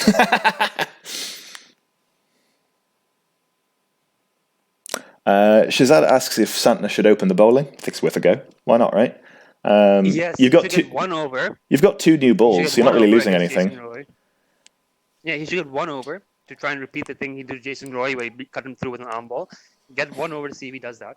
If he doesn't do it, go to the swing bowlers. Wood is back. That on, get that in Jason Roy's head. Conceding, is it going to be a 4? Driven for 4 through the covers. Lovely shot. It's a very nice drive. Very orthodox shot to hit for 4 in the 38th over. Lay for them into the 20s. Belatedly, but he's getting there. And it's a great way to knock Wood off what had been a very good rhythm. It's too full, actually. It's a bit of a half volley. It's given that he's trying to tuck lay them up. It's really hard to bowl a short batsman because you got the margin, your area for good length is very small because you're so much more closer to over pitching. And if you try to pull it back, you're going to go over the head. Whereas a taller batsman, it feels like you've got much more room to work on. Mm-hmm. Morgie B says, speaking in Hindi, I remember OS saying Hindi is the best language of swearing. OS would say that because he doesn't get filtered in Hindi. CH Van, yes. There was a WhatsApp meme about Virat Kohli shouting Ben Stokes every time India take a wicket. Stokes even referred to it on his Twitter, I think. I cannot confirm or deny that, but I find that weird. Basically, Ben Stokes sounds like an Indian swear word. That on its own is quite good, isn't it? But I suppose it's no funnier than Bumrah. English is very restrictive when it comes to swearing. Just attach the F word, lazy. I mean, that's spoken like somebody who doesn't live in the UK or Australia. Calcutta. Why don't you expand our vocabulary, How, with the English swearing? Why don't you expand our vocabulary in terms of English swearing? Well, the key to good English swearing is combining it into other words. For example? Like, you can call somebody a thunder cunt. That's an absolutely outstanding piece of swearing. Not so much that the C word in its own is particularly damaging, it's just that attaching the word thunder to it has a real sort of poetry. And I thank the Australians forever for their contribution in that regard. Do you reckon someone should share this commentary link to our band friend Bergie? You know what? I would enjoy that. I do hope that Bergie is available. Yeah. I mean, you play with fire, you're going to get burned, but, I would rather have Bergie than not. Nisham is facing up to Wood once again, and that one is a bouncer, and he ducks under it for no run. Wood has 1 for 29, he's in his 7th over. About to finish that one. He's bowled well. Yeah, I mean, he's like Plunkett, he's come back on and been good. And I think it makes a difference when you're not trying to do too much with the pitch. If you go back to your modus operandi, it works. Yep, they've done the opposite of what I wanted. They tried to be funky, and they've just been boring, and it's paid off.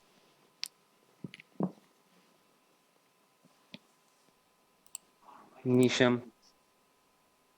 If Nisham's batting to the end of 50, I think in New Zealand are looking good for 250, 260. Yeah.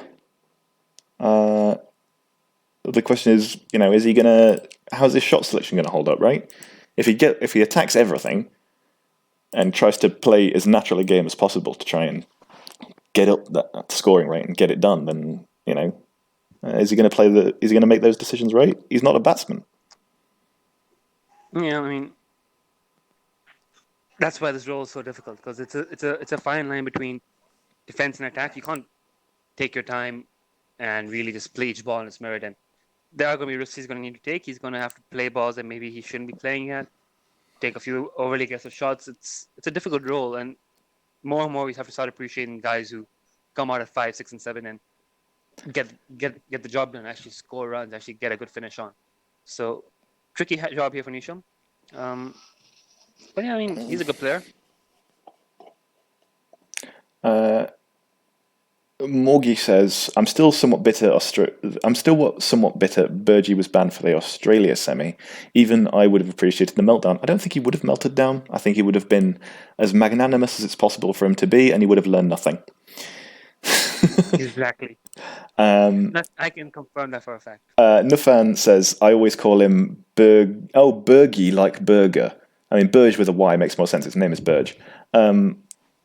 Morgie says, because he's one that can hit a 40 off... Oh, having Colin de Groot to come in after this is a big advantage, because he's one that can hit a 40 off 20 or something. Yes. I mean, he can. But he's going to... Typically doesn't. But he's going to contend with Adil Rashid as soon as he walks in. Plunkett is continuing for now. He's into his 9th over. And that one is directed quite artfully by Nisham.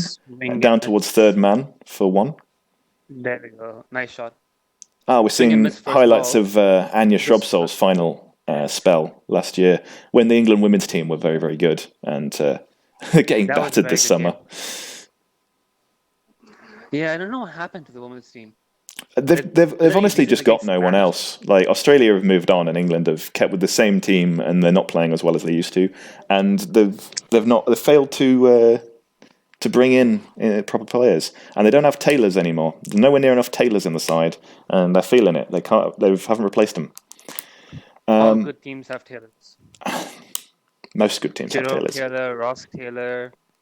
Jerome Taylor, really? That's the first Taylor you could think of as a good player. Didn't he destroy England in that 51 all-out thing? Or am I mixing up with someone else? I mean, you're right, but then he spent 5 years being absolute horseshit. He did his job, all right? He delivered. Give the guy a break. Trundler contributes. Plunkett sounds like Lunkett. Okay.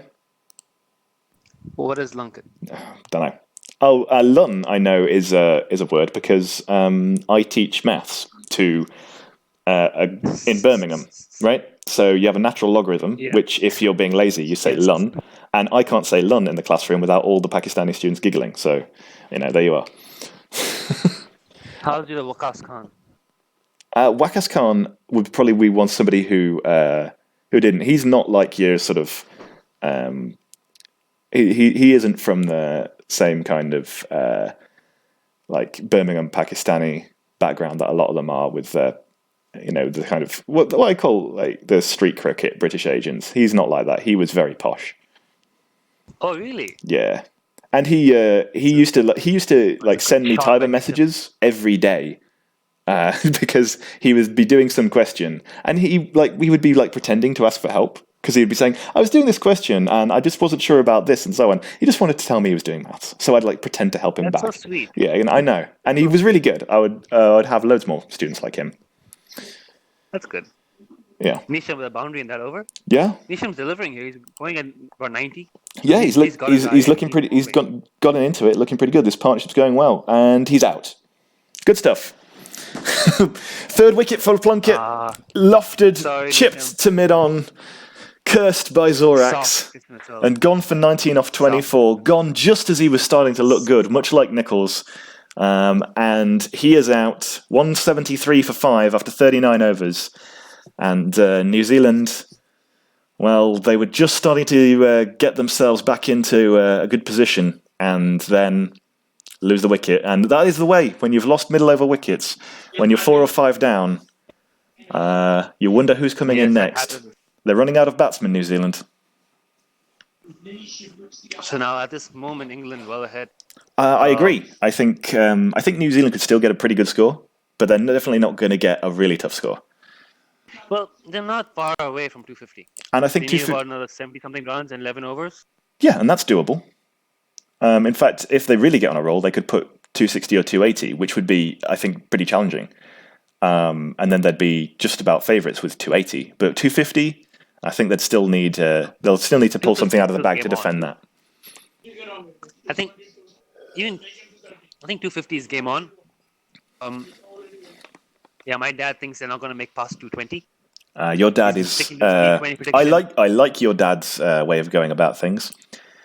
What's interesting now is that they will almost certainly bring back Adil Rashid. Liam Plunkett has 9 overs, 3 for 40, so they're going to keep him on, and you'd bring back Adil Rashid from the other end to bowl the last. What has he got left, Rashid? 2 overs, 3 overs. He's got 2 overs left.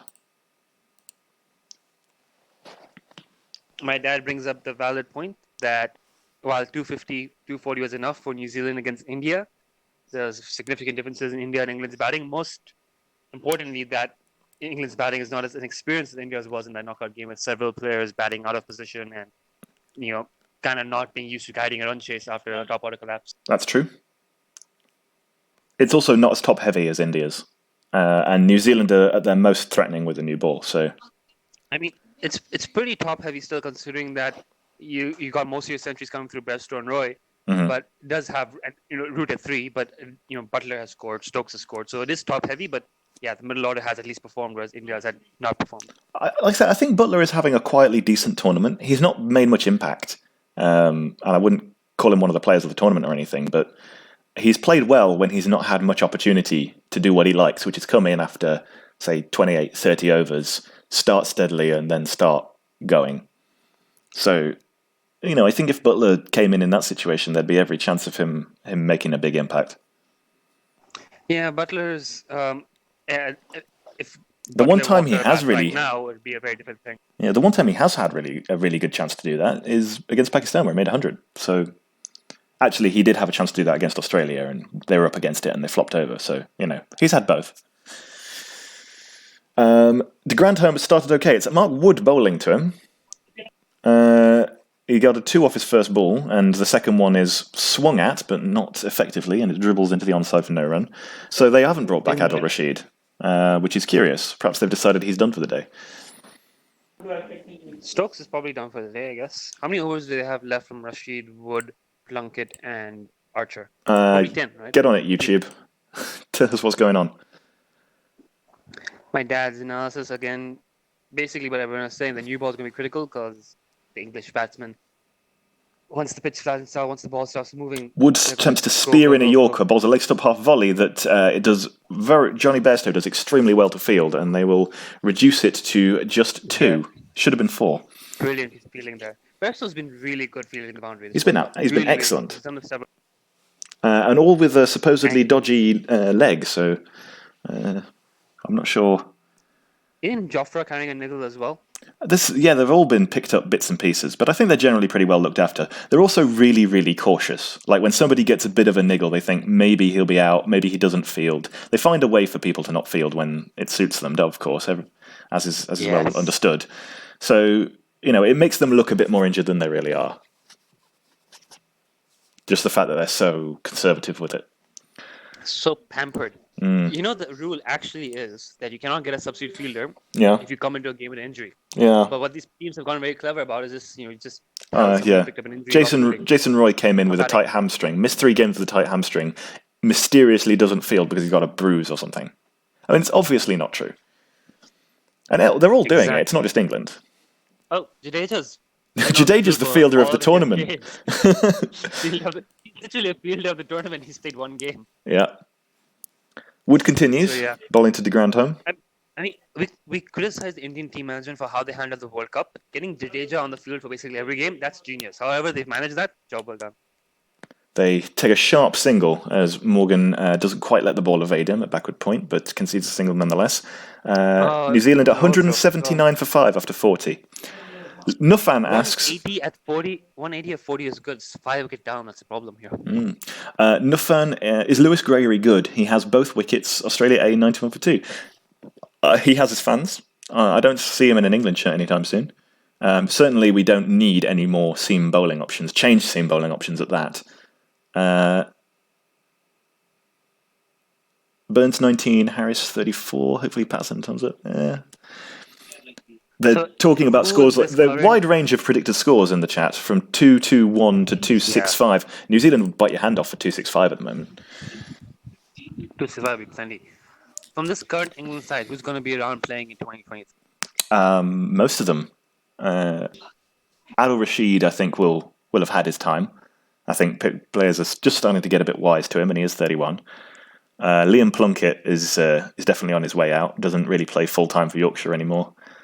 Apart from them, maybe no one. I think Morgan's about 33 now. He might be gone, but he doesn't play Test match cricket, so he might still hang on. Pretty young team. That's a good sign. Yeah, most of them are under 30. That said, they're all about that 26, 28, 30 kind of range. So they should be at their best at the moment, and it'll be a bit dodgy when they're all 33. It'll have almost an Indian Test match team. Not quite that good, but having achieved a lot, they'll need to all be replaced at around the same time. Yeah, I figure England's probably going to start right after this World Cup to blood in guys like Tom Curran, a bit more Sam Curran. Yeah. Get these youngsters ready for key roles in 2020. And there's really not a lot pushing down the door in the batting. James Vince is the reserve bat, which pretty much tells you everything. Sam Billings didn't really work out very well. They kicked out Alex Hales for probably quite good reasons. Wait, what? The big... not a good reason. Well, for what is... To me, it sounds like nobody wanted him there. Oh, okay. Anyway, Plunkett is continuing, so no sign of Adil Rashid. He has conceded a single off his third ball of this over. Latham 24 off 31. He really needs to get going soon. It looks like Rashid's going to bowl 3 of the last 6 at this rate. Oh, he's only got 2 left, so that's unlikely. Oh, he's got 2 left. I think he had 3 left. No, 2 left. And so, really, you could consider Stokes to have covered for him. If you don't want to go back to him, you don't have to.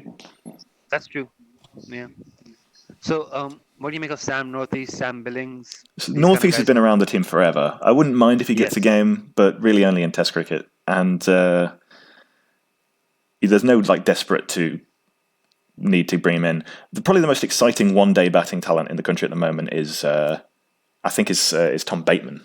But that's all hype at the moment. Interesting. Single by Latham, moves to 25. New Zealand 181 for 5. This over's still only gone for 2, and it's the 41st over. It's excellent over this. 3 for 42. He'll end up with 3 for 44 or something, and then it's 10 overs. That's a really good return. I mean, 4 for 42 would be ideal, but let's see how it goes. This one, nearly made it. Beats the outside edge. This is another dot ball of de Grandhomme. Do you say de Grandhomme or de Grandhomme, by the way? I don't know. De Grandhomme. I've been saying home this whole time. Man. Call him the big man. The big man. Big man. Which sounds a little bit West Indian. He's not that big. He's a bit short. Chris Drumlin, there's a big man. Shazad says, I once stared down Uday Shankar at a holy lunch buffet. Holy sounds amazing, by the way. I've never been to one, but it sounds fantastic. There's a dot ball. Liam Plunkett finishes his spell. An excellent 3 for 42. Yeah, and calling it a grind at home. Still trying to get his eye in here. Yeah. Brilliant stuff from Plunkett, though. Good stuff. Potentially match-winning spell. Harsh says Henry getting a couple of sixes in at the end would be fantastic. Well, if Matt Henry has to come to the crease and get sixes, then I wouldn't mind that too much. It's if New Zealand get a big partnership in the last 10 that will make a big difference.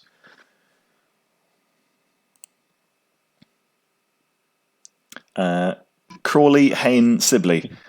Sibley, yeah, I mean, I don't know much about his one-day credentials, but he seems to be a pretty hot talent. I'm pretty keen on him. I don't know an enormous amount about domestic cricket. Probably not more so than you do, Nufan, to be honest.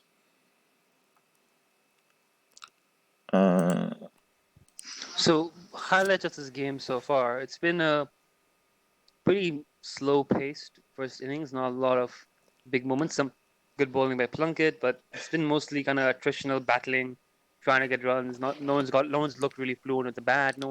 I think England have outstandingly brilliant with the ball. I think in the second half of the innings, England have used the short ball very effectively. They've really cramped the New Zealanders. And they're trying to do that in the first half as well. It's just worked better in the second half for some reason. Agree. Probably because of the batsmen they're playing. Dripping in a bit more.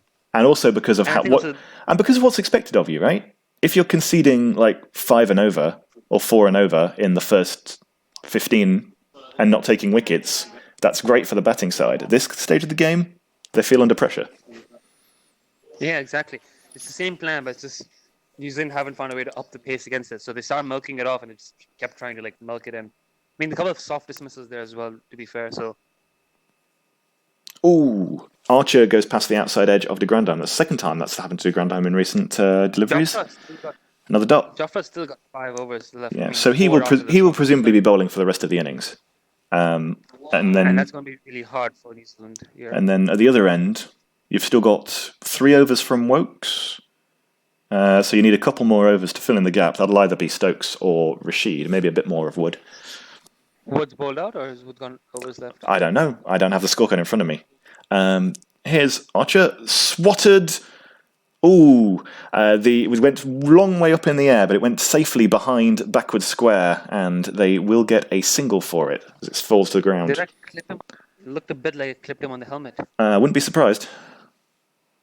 It'd be if he got no bat on it, then it's hit him hard on the helmet. A bit of a top By edge. checking on him. He probably edged it into his helmet by the looks of it. Archer yells, "Catch it!" Yeah, twice he at edged it into nobody. his helmet. He edged it off the helmet. That's why I was just calling for catch it, but no one's around to take it. Yeah. Grandhomme not rattled, just getting a little bit of a check from his somebody in a high visibility tabard, which is impressive given that it's in black. What are your scoring options against Jofra Archer when he's bowling like this? Well, somebody, I don't know because I'm not an international batsman, but I would suggest that your main option in the death overs is you've got to try and get to one side of it and just help it round the corner.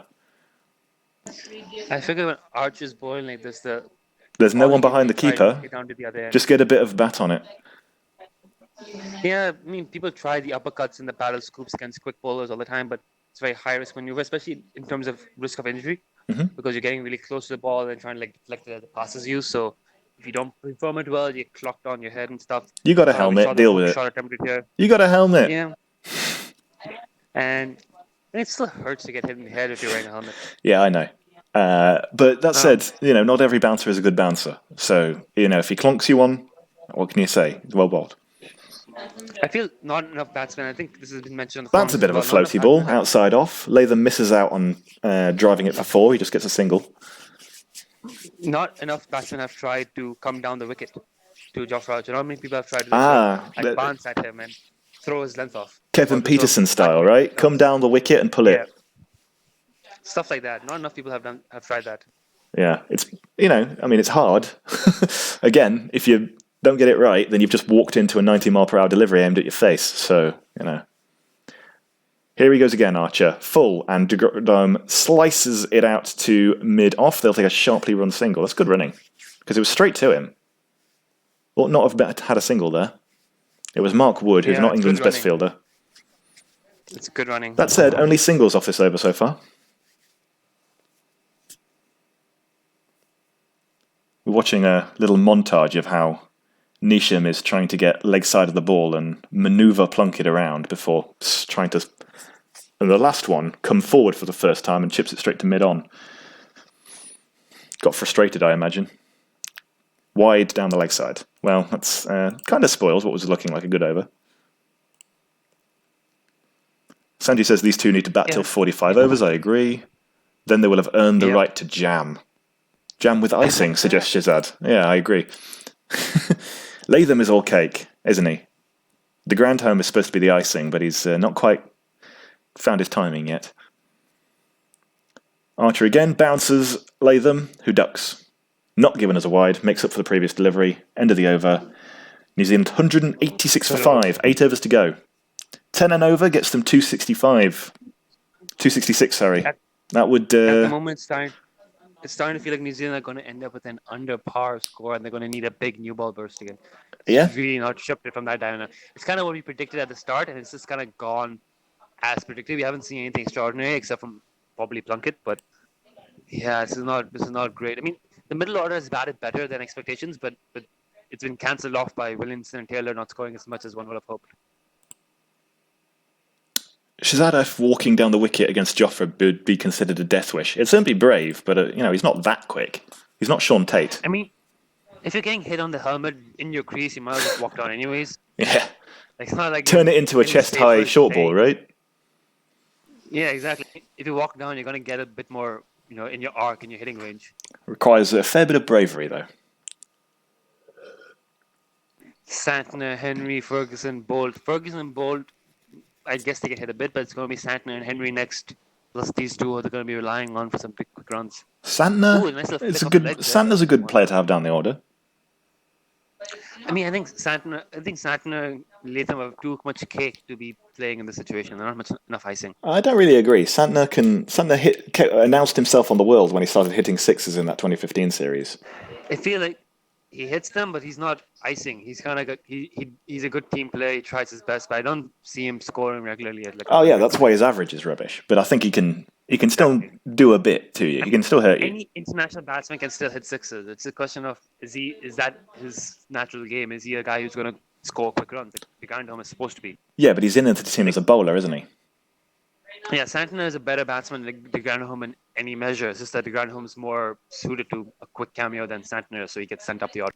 Wood is continuing, by the way, to fill in this gap that we discussed before Chris Woakes will presumably come back at the death, given the fact that Plunkett is bowled out.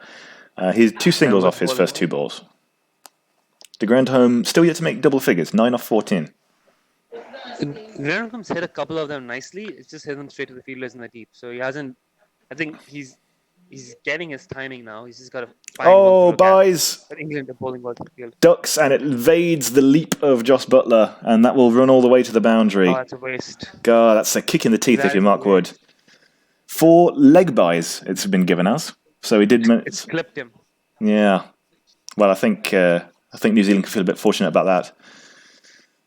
They'll take it. It's hit him in the back.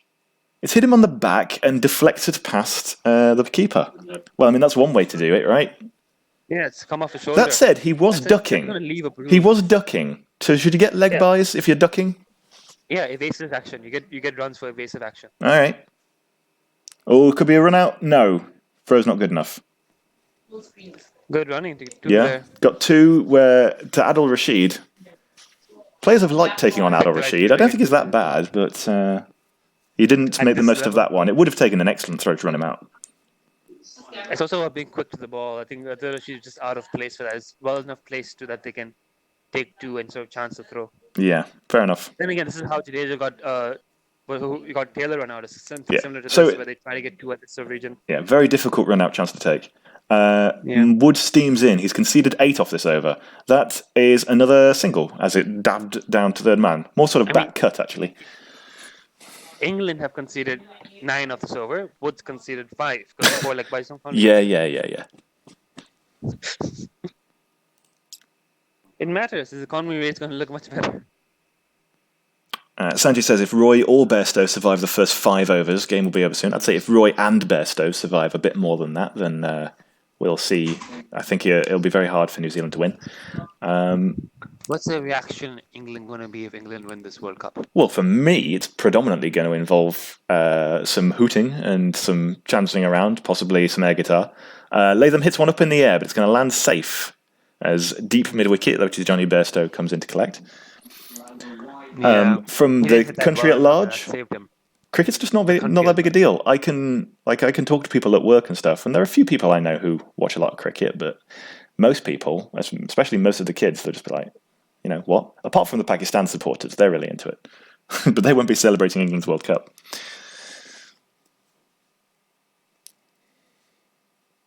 No, I don't know.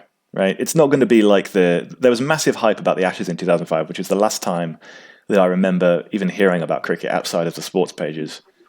So what you're saying is England's not going to appreciate winning the World Cup, therefore New Zealand are more worthy winners. I mean, I think the same is true in New Zealand. It's just we have football, whereas they have rugby. The single is taken once again to Archer's 7th over, first ball. Latham is 29 off 37. 197 for 5. They're edging their way past up to 200. This is starting to look like a decent platform from which to swing, but they've got to just push it past 200, and then in the last 5 or 6 overs, they've got to have a go if they want to win this World Cup. I think you have to go now. You're going to have to go. Ooh, edged into himself. Squirts out towards backward point, and they will have a single once again. He's been hit 3 times in the last 3 overs to garner home. Yeah, he's being whacked by the ball. He's a sucker for punishment. It was a slower ball, that, from Archer. 119 kilometers per hour. Tell her to grind it home. He's been nursing that bruise for quite a while. Yeah, he might not have to field. We've. Oh wow, that would be lovely. They're all talking about their food now. Food is the most important conversation point. CH Van is switching over to the tennis. That's criminal, frankly. Well, who even care? Who cares about whether who cares whether Federer wins his 19th title? What does it matter? If you're Swiss or something, and you're really into watching your guy do well, then okay, great. But whatever, right? I don't know how people have a team in just supporting the best player in tennis.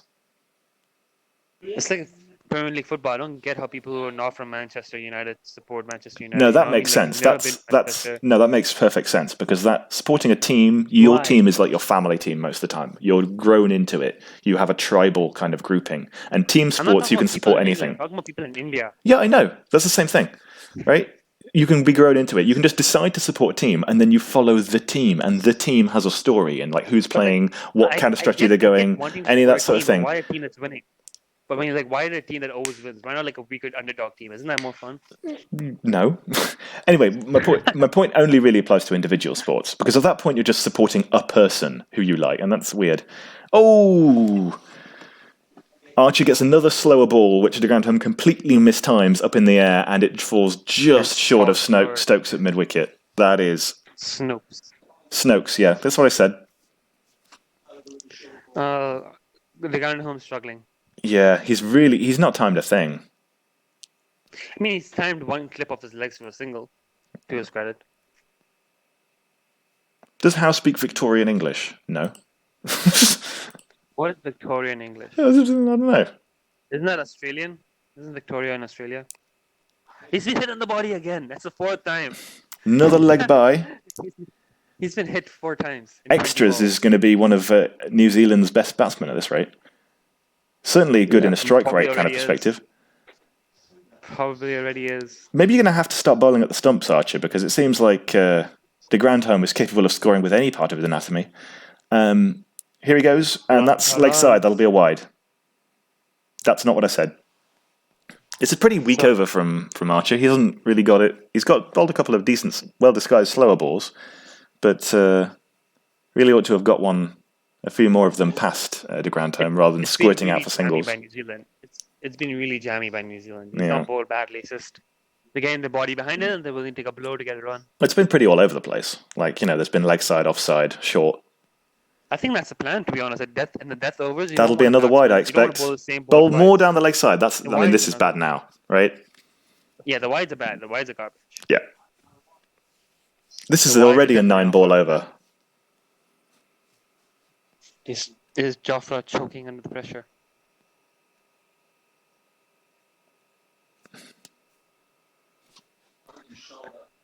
Jake just visibly facepalmed there.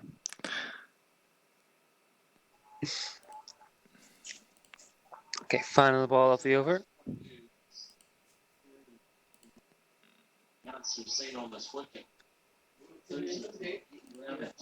Pretty quiet death over so far. No big shots. Well, Archer will finally finish his over, and it's yet another single. So he has 0 for 31 off his 7. I think he can be a little bit disappointed, given that he's not been bowling to New Zealand's best batsman much. I think he will be very disappointed with that.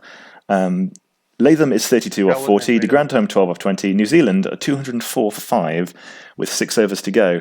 Well, last time we said 10 and over would get them to 265. It still will. So, and they haven't really scored many shots. Chav Fan says, I'm calling him Chav Fan now, it's funny. I've followed Federer since 2001, still get more nervous than ever, though he's won everything. It isn't rational. I used to get nervous even when his competition could barely touch him in his prime. I mean, it's weird. What's one person? Nervous for Federer. Like I don't know. I feel like you can support your favorite players in a team sport because they're winning a thing for your team and your sort of tribe in a way. Let me And defend here. When you watch, so I follow like fights like MMA and combat sports. yeah, When I you think watch that's a weird big as well fight of, because like, MMA is big also events, horrible to watch. MMA is beautiful. You loved it when you saw it. It I did not. was brilliant. It was the most I enjoyable. mean, I had a thing good ever. time watching it with you because I have a good time watching sports. But MMA is, I mean, it's minorly better than boxing, but they're both awful. Here's Wood bowling across Latham. Doesn't time it. Wood. They suggest a single is there when Wood fails to field off his own bowling, but he doesn't get it through. 1 for 42. Wood is in his 10th over. We are definitely not seeing Adil Rashid again today. Yeah, it looks like that's the end for Adil's. But they might bring him in as like Bolt's batting or something. But I think they're done with the spin. New Zealand needs something special in these last 6 overs. Running ball is not going to be enough. 240 might not be enough. Here goes Wood. Here goes Latham. Is he edged that? No, it's gone straight through to the keeper. Swing and a miss. So, yeah, 8 runs per over is 251. That will be barely enough to keep them in the game. They need that as a real minimum. That said, they have given themselves a shot. For all we've been talking about Latham and de Grandhomme not really finding the bat, they've actually been doing... I mean, they're still here. They've been scoring some runs. They've been keep rotating the strike. They defended 240 in the semi-final. Yeah. They're going to have belief that they can do it again. Oh, there's a shot. Latham picks up a half volley from Wood and sends it over the cow corner boundary. Really lovely little mid-wicket flick, and he gets so much power on it that it's gone front of square. That's a fantastic shot for 6. Agricultural cricket there. I mean, that was a very classy slog over cow corner. Yeah, I mean, I don't think you're going to see a nicer slog over cow corner than that. That was a pretty one. I mean, he held the pose afterwards. Good shot. Yeah, it was proper. It was a good cricketing shot. It's just not something you often see. A proper flick of the legs over mid-wicket. It's a really good hit. Wood will be back. And, oh, well, he doesn't get any runs for that. He's hitting the midriff. So, 6 dots so far. They've been hitting the body. I'm trying to keep track of how much these two have been hitting the body last 3 overs. They're getting hit in the body every over. Yeah. They're both really copying it here. Latham, 38 off 44. I don't know what to make of this innings. I mean, Better than a Dhoni innings. well, yeah, I mean, he's keeping New Zealand in the game. He's at least trying to score. Yeah, but he's not won it. And when he leaves the ball, then it becomes a bad innings. But as far as it's concerned, he's just... Yeah, so long as he doesn't leave it, right? Yeah, he's just trying his best. Wood returns. He's got 2 balls left. He's got 1 for 48 so far, which is figures that doesn't quite speak as to how well he's come back. That one is short. Latham lets it up in the air. Doesn't get as far as Jofra Archer at fine leg. They will try a run out. Ooh. What is going on? De Grandhomme, after having got to the other end, chose for a second run, drifts around in a circle. Has he got back on time? My gut feeling is that he is. The throw is wayward. Jos Buttler is having to pick it up from a sort of silly mid-off area and has to throw it back at the stumps and connects. De Grandhomme is spinning around and confused. I think he thought there was 2 there. I think he's back in. No so tight. He's just in. Like 5 seconds. He's just in by inches. Ooh, yeah. Yeah. Good stuff from Buttler. If he had, I mean, yeah, good stuff from Buttler. It would have been his second amazing run out in as many games if he'd done it. Also would have been a very poor end to a questionable innings from de Grandhomme. Anyway, he's facing now to Wood. Last ball, short, ducked. Is it wide?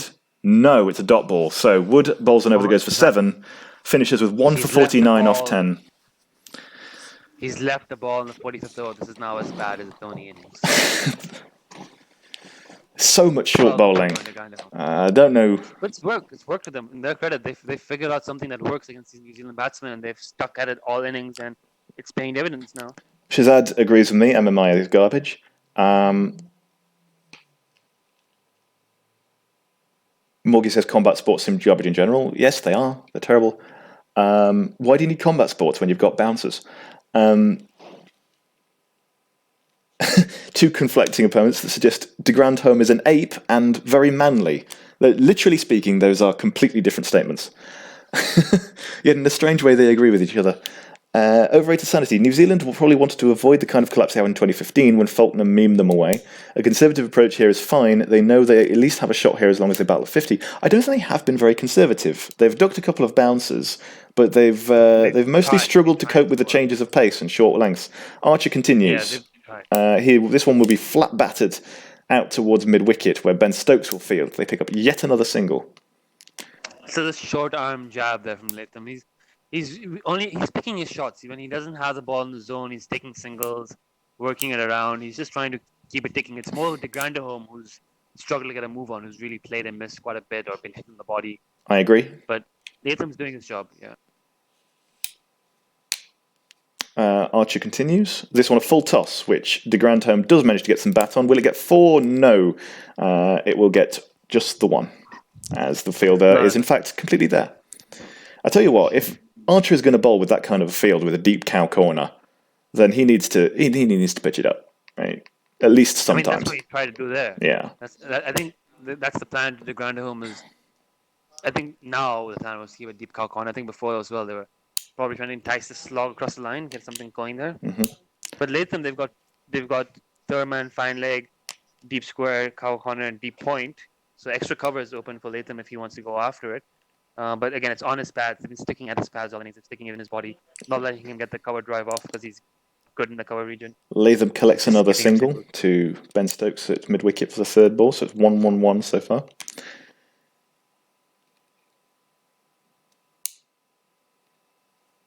Intensity doesn't... The atmosphere of the game seems pretty relaxed at the moment. Well, I'm doing my best. No many tense spaces. Oh, is that out? No. Archer gets one into de Grandhomme's midsection, and he tries to flick it around the corner. It goes straight up in the air, but not far enough. He's got hit again. He's got hit on the arm there, right? On the hand? It's on the glove, yeah. Yeah. He's getting peppered today, de Grandhomme. Jeez. Yeah. Oh, that wrapped him right in the hand. Oh, that's going to hurt. God damn, de Grandhomme. How many bruises is he going to have at the end of today, right? Off the glove onto his hip, he's getting beaten up today, de Grandhomme.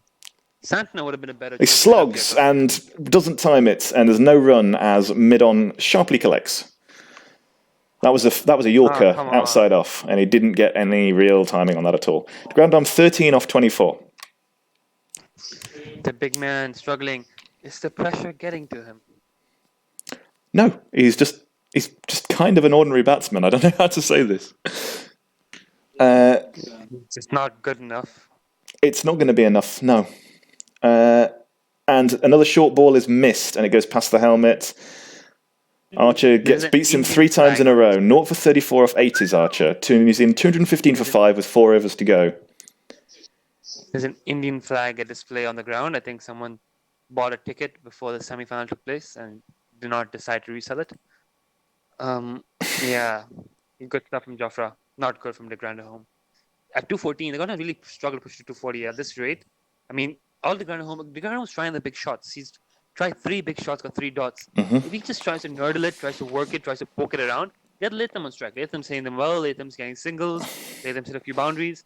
He's being a bit selfish here by looking for the big shot. I think he knows that's his role, to go for the big shot, and I think to some extent Latham is speeding him the strike to get him to play the big shot, but yeah, if he's struggling, he's just get off strike. No, I think de Grandhomme should hit out or get out. They've still got Mitchell Santner to come in, and there's 4 overs to go. At this point, recognise the fact that you're 5 down, you're not 8 down. Swing. But if he's swinging, but he's not swinging with intent to check his shot and get a single if it's not in his range. You know what I'm saying? He's willing to play a dot ball, the hopes of getting a boundary, and that's not helping the team. They'd rather he get bat and ball into a range somewhere and get a single. Yeah, and that's why the Archer is bowling so many half full, half bouncer and slower balls and everything. He knows that de Grandhomme's not timing it.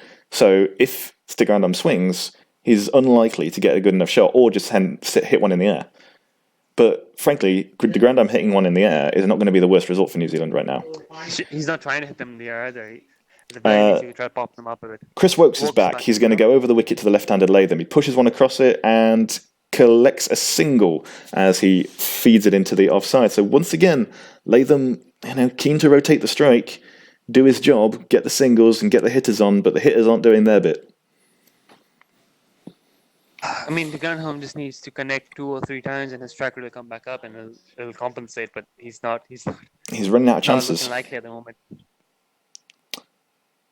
What can Wokes do? He's 1 for 20 now off his 7 overs. This is always the bit where, Chris Wokes comes back on and just does okay, and his figures end up looking really mediocre and really betrays how well he bowls with a new ball, I think. Anyway, here he comes again. That one will be onto the pads of the Granholm. He turns him into the leg side. He gets 2. Good bit of... doesn't attempt to push it too much. Gets into the gap. Some opinions from CW seem to feel that New Zealand are in this with 230, 240. They feel the pitch is a bit too paced, a bit ball sticking in. It's not coming on the bat nicely. How much do you think is the pitch misbehaving? How much is it the English bowlers changing up the line and lengths and pace well? I think we saw what the pitch was like when Williamson and Nichols were starting to really get into their stride. They'd lost a wicket. Wokes bowled really well. And then when England weren't doing that, when they weren't really mixing it up and bowling a lot of good changes and variations, then things look pretty simple to bat on. So, if New Zealand don't bowl well, there's no way they'll defend 240. The pitch is not going to do the work for them. New Zealand could they could dump England out. Don't get me wrong; they could dump England out for anything, but they're going to have to do the work themselves. Here is Wokes bowling to Latham again. He concedes another single. Better over here for New Zealand. They've picked up 5 of the first 4 balls, which is more in line with what they need. Uh-huh. The Granholm back on strike now. Can he? Partnership's worth 46. Second biggest partnership of the innings so far. So, it's doing something. It's giving New Zealand a chance. It's up 50 balls as well, but it's going at a good speed, mainly because they've got a lot of leg buys and wides. Yeah, that's true. De Grandhomme hits one in the air, and he's out. 16 off 28 balls, and out as Wokes collects his second wicket. Trying to swing across the line, doesn't get enough on it. And that will be Wokes' second wicket. Like I say, I don't think that's the worst thing in the world for New Zealand. That was a long time coming. Santner, can he add some magic to this inning? He's certainly capable. Oh, look, James Vince is on. I wonder what mysterious injury has befallen England this time. Colin de Grandhomme is gone for 16 off 28. New Zealand 219 for 6.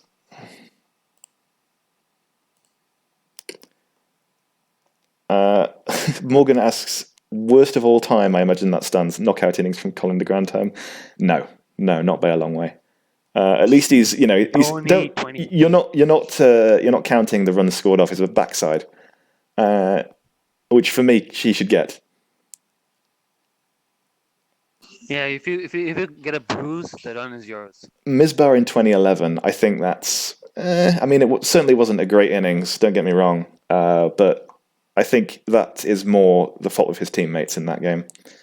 It is a legendary misreading of the chase, though.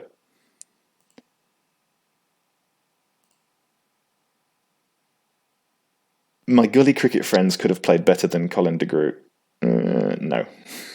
Your gully cricket friends would have been in the hospital. Yeah, fucking hell. You want them to wear 6 balls from Jofra Archer? I faced a bowling machine the other day. Yeah. We have a new bowling machine in the nets, so I cranked up to 60. It was fine. 65 miles per hour, nailing the drives. Up to 70, I couldn't get my foot down in time. And then the fastest any of us could handle it, that was at 78. So imagine facing it at 90. No way anyone's going to play better. De Grandhomme had a tough job there and couldn't pull it off. It's not easy. Latham gets a single to finish off the 47th over. 220 for 6, so he will keep the strike. 20 in 3 overs, not out of the question. 30 in 3 overs, not out of the question. 30 in 3 overs is what they probably need. But I think, New Zealand is... It's just a question of whether or not what they can pull off with the ball now, isn't it? Because whether or not England are chasing 230, 240, 250 probably doesn't make an enormous amount of difference. If Santner and Latham can really start hitting their straps and take a few and really start smashing it, they could get New Zealand up to 260, 270. At that point, the size of the chase starts to make a big difference. But I don't think that's happening. At that point, they also get that psychological advantage going into the break That's true. of like rattling them with quick 30, 40 runs. But I don't think a nerdle off the legs first ball from Latham, so I don't think that's on the cards. You think they're taking 240? I think it's like semi-final. They're taking 240. They're backing the new ball bowlers to get the job done. And Santner is out there with the left arm spin, trying to keep one in tight. I think they back themselves in the field as well. They've got a pretty good fielding side. And, you know, they've got bowling depth. They've got the grinder home, Nisham. Yeah. So, yeah, I think they're taking 240. I'll tell you what, though, and I'm not going to labour the point too much, but how much are Plunkett's wickets making the difference in this game? Right? Oh, they're huge. Like, the whole reason why we're here, as opposed to talking about, is it going to be 280 or 300? Yeah, absolutely. This one in Kane Williamson for 30 is huge. Archer unsettling de Grandhomme. That's one way to put it. I would say bullying. Unsettling is the politically correct term for absolutely dominating. Yeah, I mean, he gets a round of applause, de Grandhomme, as he comes back in. Get that man a cup of tea and some slippers. Get him an ice pack. Yeah. Get him an ice pack. All right. Poor lad. Archer continues. Bouncer again. Is that going to be given? No, it's a dot ball. So, Latham still 45 or 52. Fair ball. Tucking the bouncer, Latham, not taking on the pull shot. I think they've got a man out there for the catch for the pull. Yeah. Probably doesn't back himself connected cleanly, knows he needs to be there till the end of the innings. A good chance when you see a short ball that could go for a wide. Yeah. I'm sure that I'm going to read at least one think piece from somebody after this game that suggests that England were like unfair and they bowled too many bouncers and it shouldn't have been allowed and stuff. But, you know, this is against the team that fields Neil Wagner, right? Bowling so many short balls against the poor little New Zealanders, the plucky Kiwis made it all the way to the finals, and this is how you treat them, harassing them with bouncers. It's so not nice. How many think pieces are going to come out comparing Jofra Archer to the great Caribbean fast bowlers? Oh, I mean, there's already a few of them. It's pretty. I'm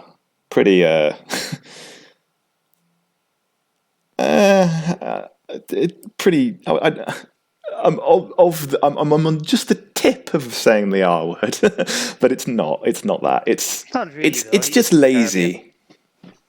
It's definitely lazy, but it's also fun. Yeah, he's more.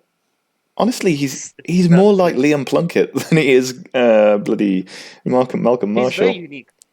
For me, Jofra Archer is hard to find a comparison because the way he ambles in, the speed he generates of an easy run up, and how he deceives batsmen with the speed, because it's the same arm speed. Still no boundaries. 1 run off the last ball of the 9th over, and 0 for 39 off 9 doesn't look good on paper, but well, he's really. The comparison I'd actually make to Jofra, weirdly enough, will be Bumrah, because they both have that kind of like. No, it's very different bowling actions, but they both kind of have an easy action that generates a deceptive amount of pace. Well, Bumrah doesn't look easy, but it's a deceptive amount of pace, and they both have this thing where the ball seems to hurry onto the batsman quicker than the batsman expect, and where they can kind of vary the pace. I mean, they've got one thing in common, which is that they vary pace and they disguise it well. But my word, they are completely different bowlers. How? The mode of operation is the same. They both look for swing early on. No, that's just but that's just one-day cricket. Yeah, I mean, I've not seen Jofra play first class, and I think maybe in Test matches first class they're going to be very different. But in one-day cricket, they're both very similar. Wokes has an LBW appeal, but it pitched outside leg. Then there's a run-out opportunity, but he misses. Latham has got a leg by, I imagine. If he hits that, he's out. There's no way that they're reviewing that. Surely to goodness, it's miles outside leg. They just want to drink of water at this point. We're nearly at the end of the innings. Take a little breather. Got the review to burn. This is get together, have a chat. This is the second worst review of the innings. Wokes, I mean, it's fair delivery.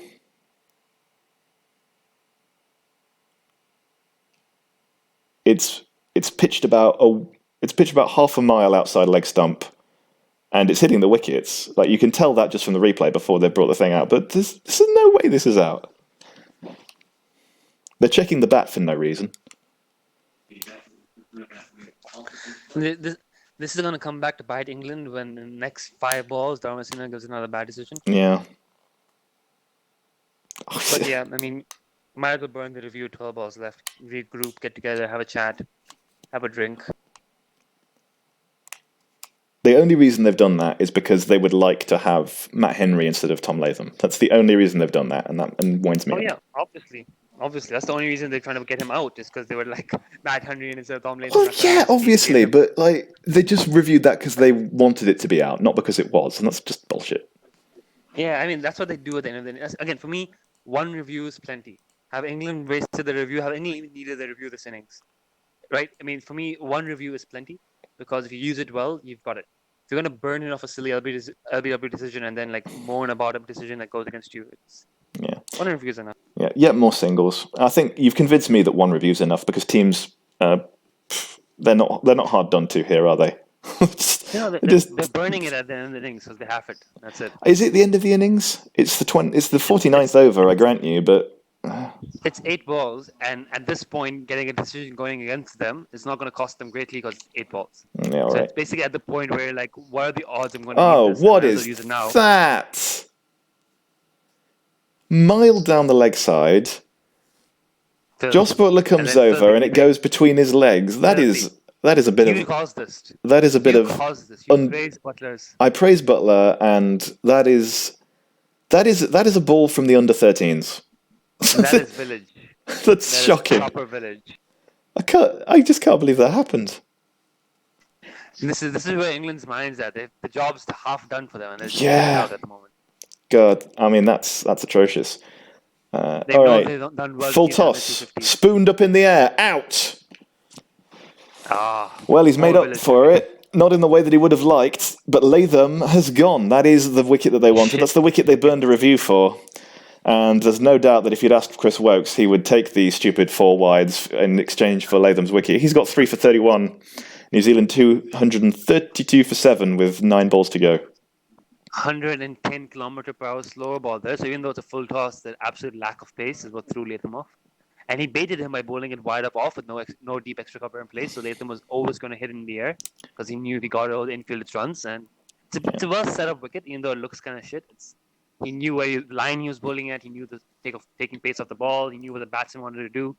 Low full toss, gets the job done. Yep.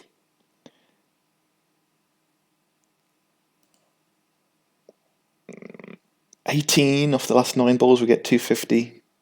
Probably going to be more like 240, 245. People on the forums are calling all the this extras pitch have helped. Dog. So the consensus on the forum right now seems to be shifting towards this pitch is not easy to bat on. 250 might be enough. I think you and I agree that this pitch is actually not that bad to bat on, but I am leaning towards the side that once the ball becomes softer, older, it's getting really harder time. It's not just the variations of pace.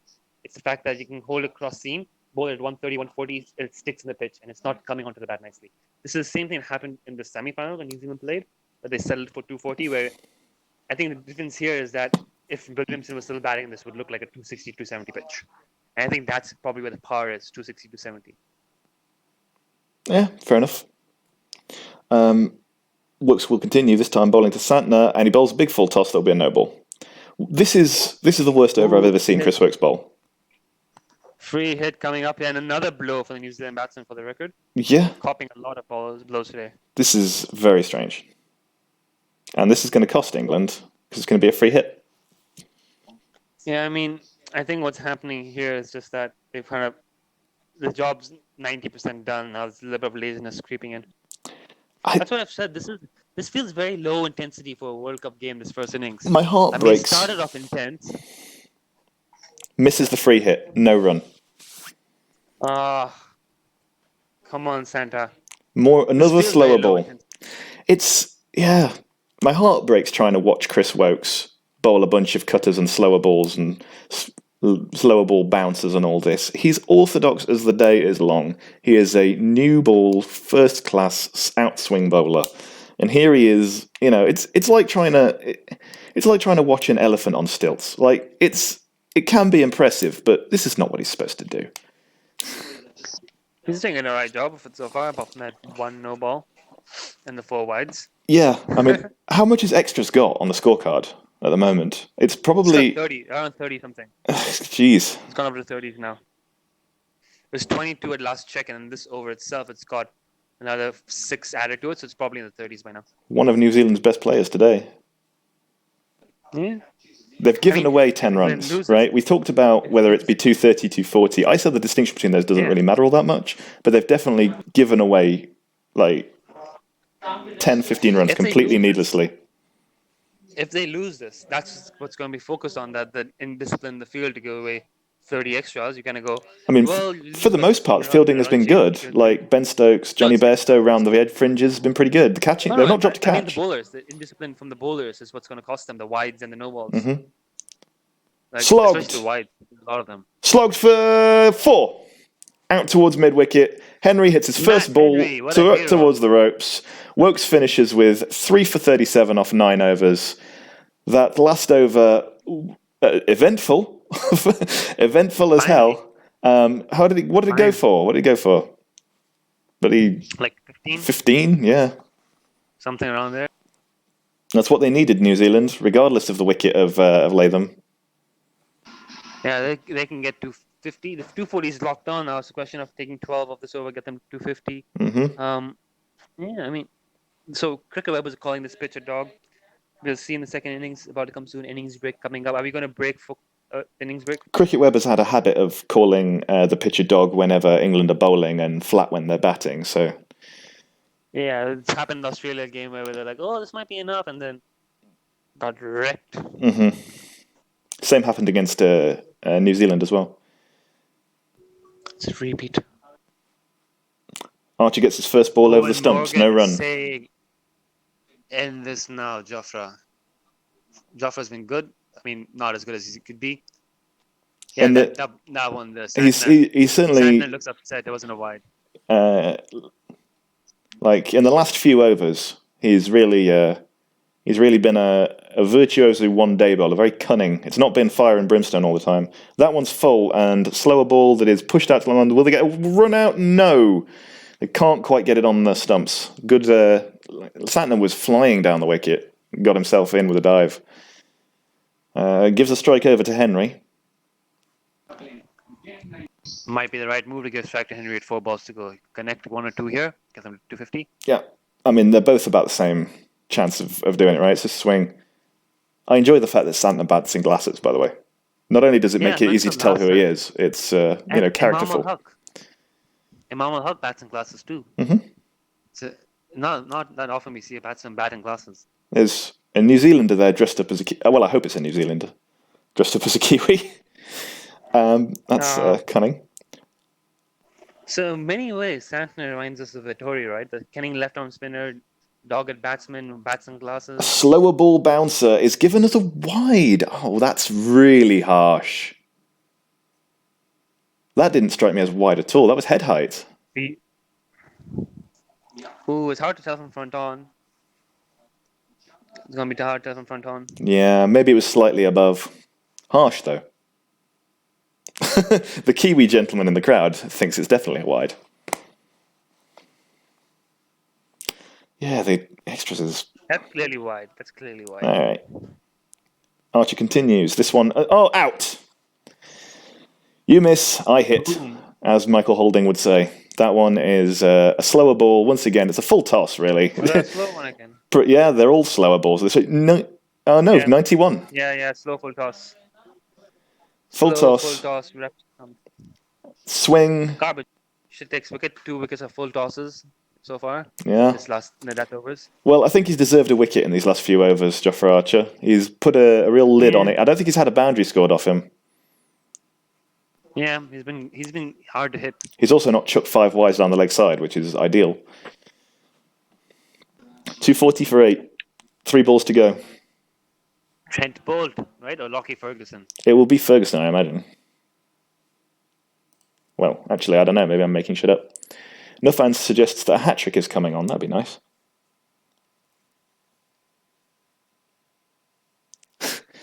Hope Mr. Mick can win some money as some 6 is a hit. I definitely agree with that at this stage. After now the over's already started, I am hoping for 6 sixes and an over at any time you care to choose the rest of this tournament.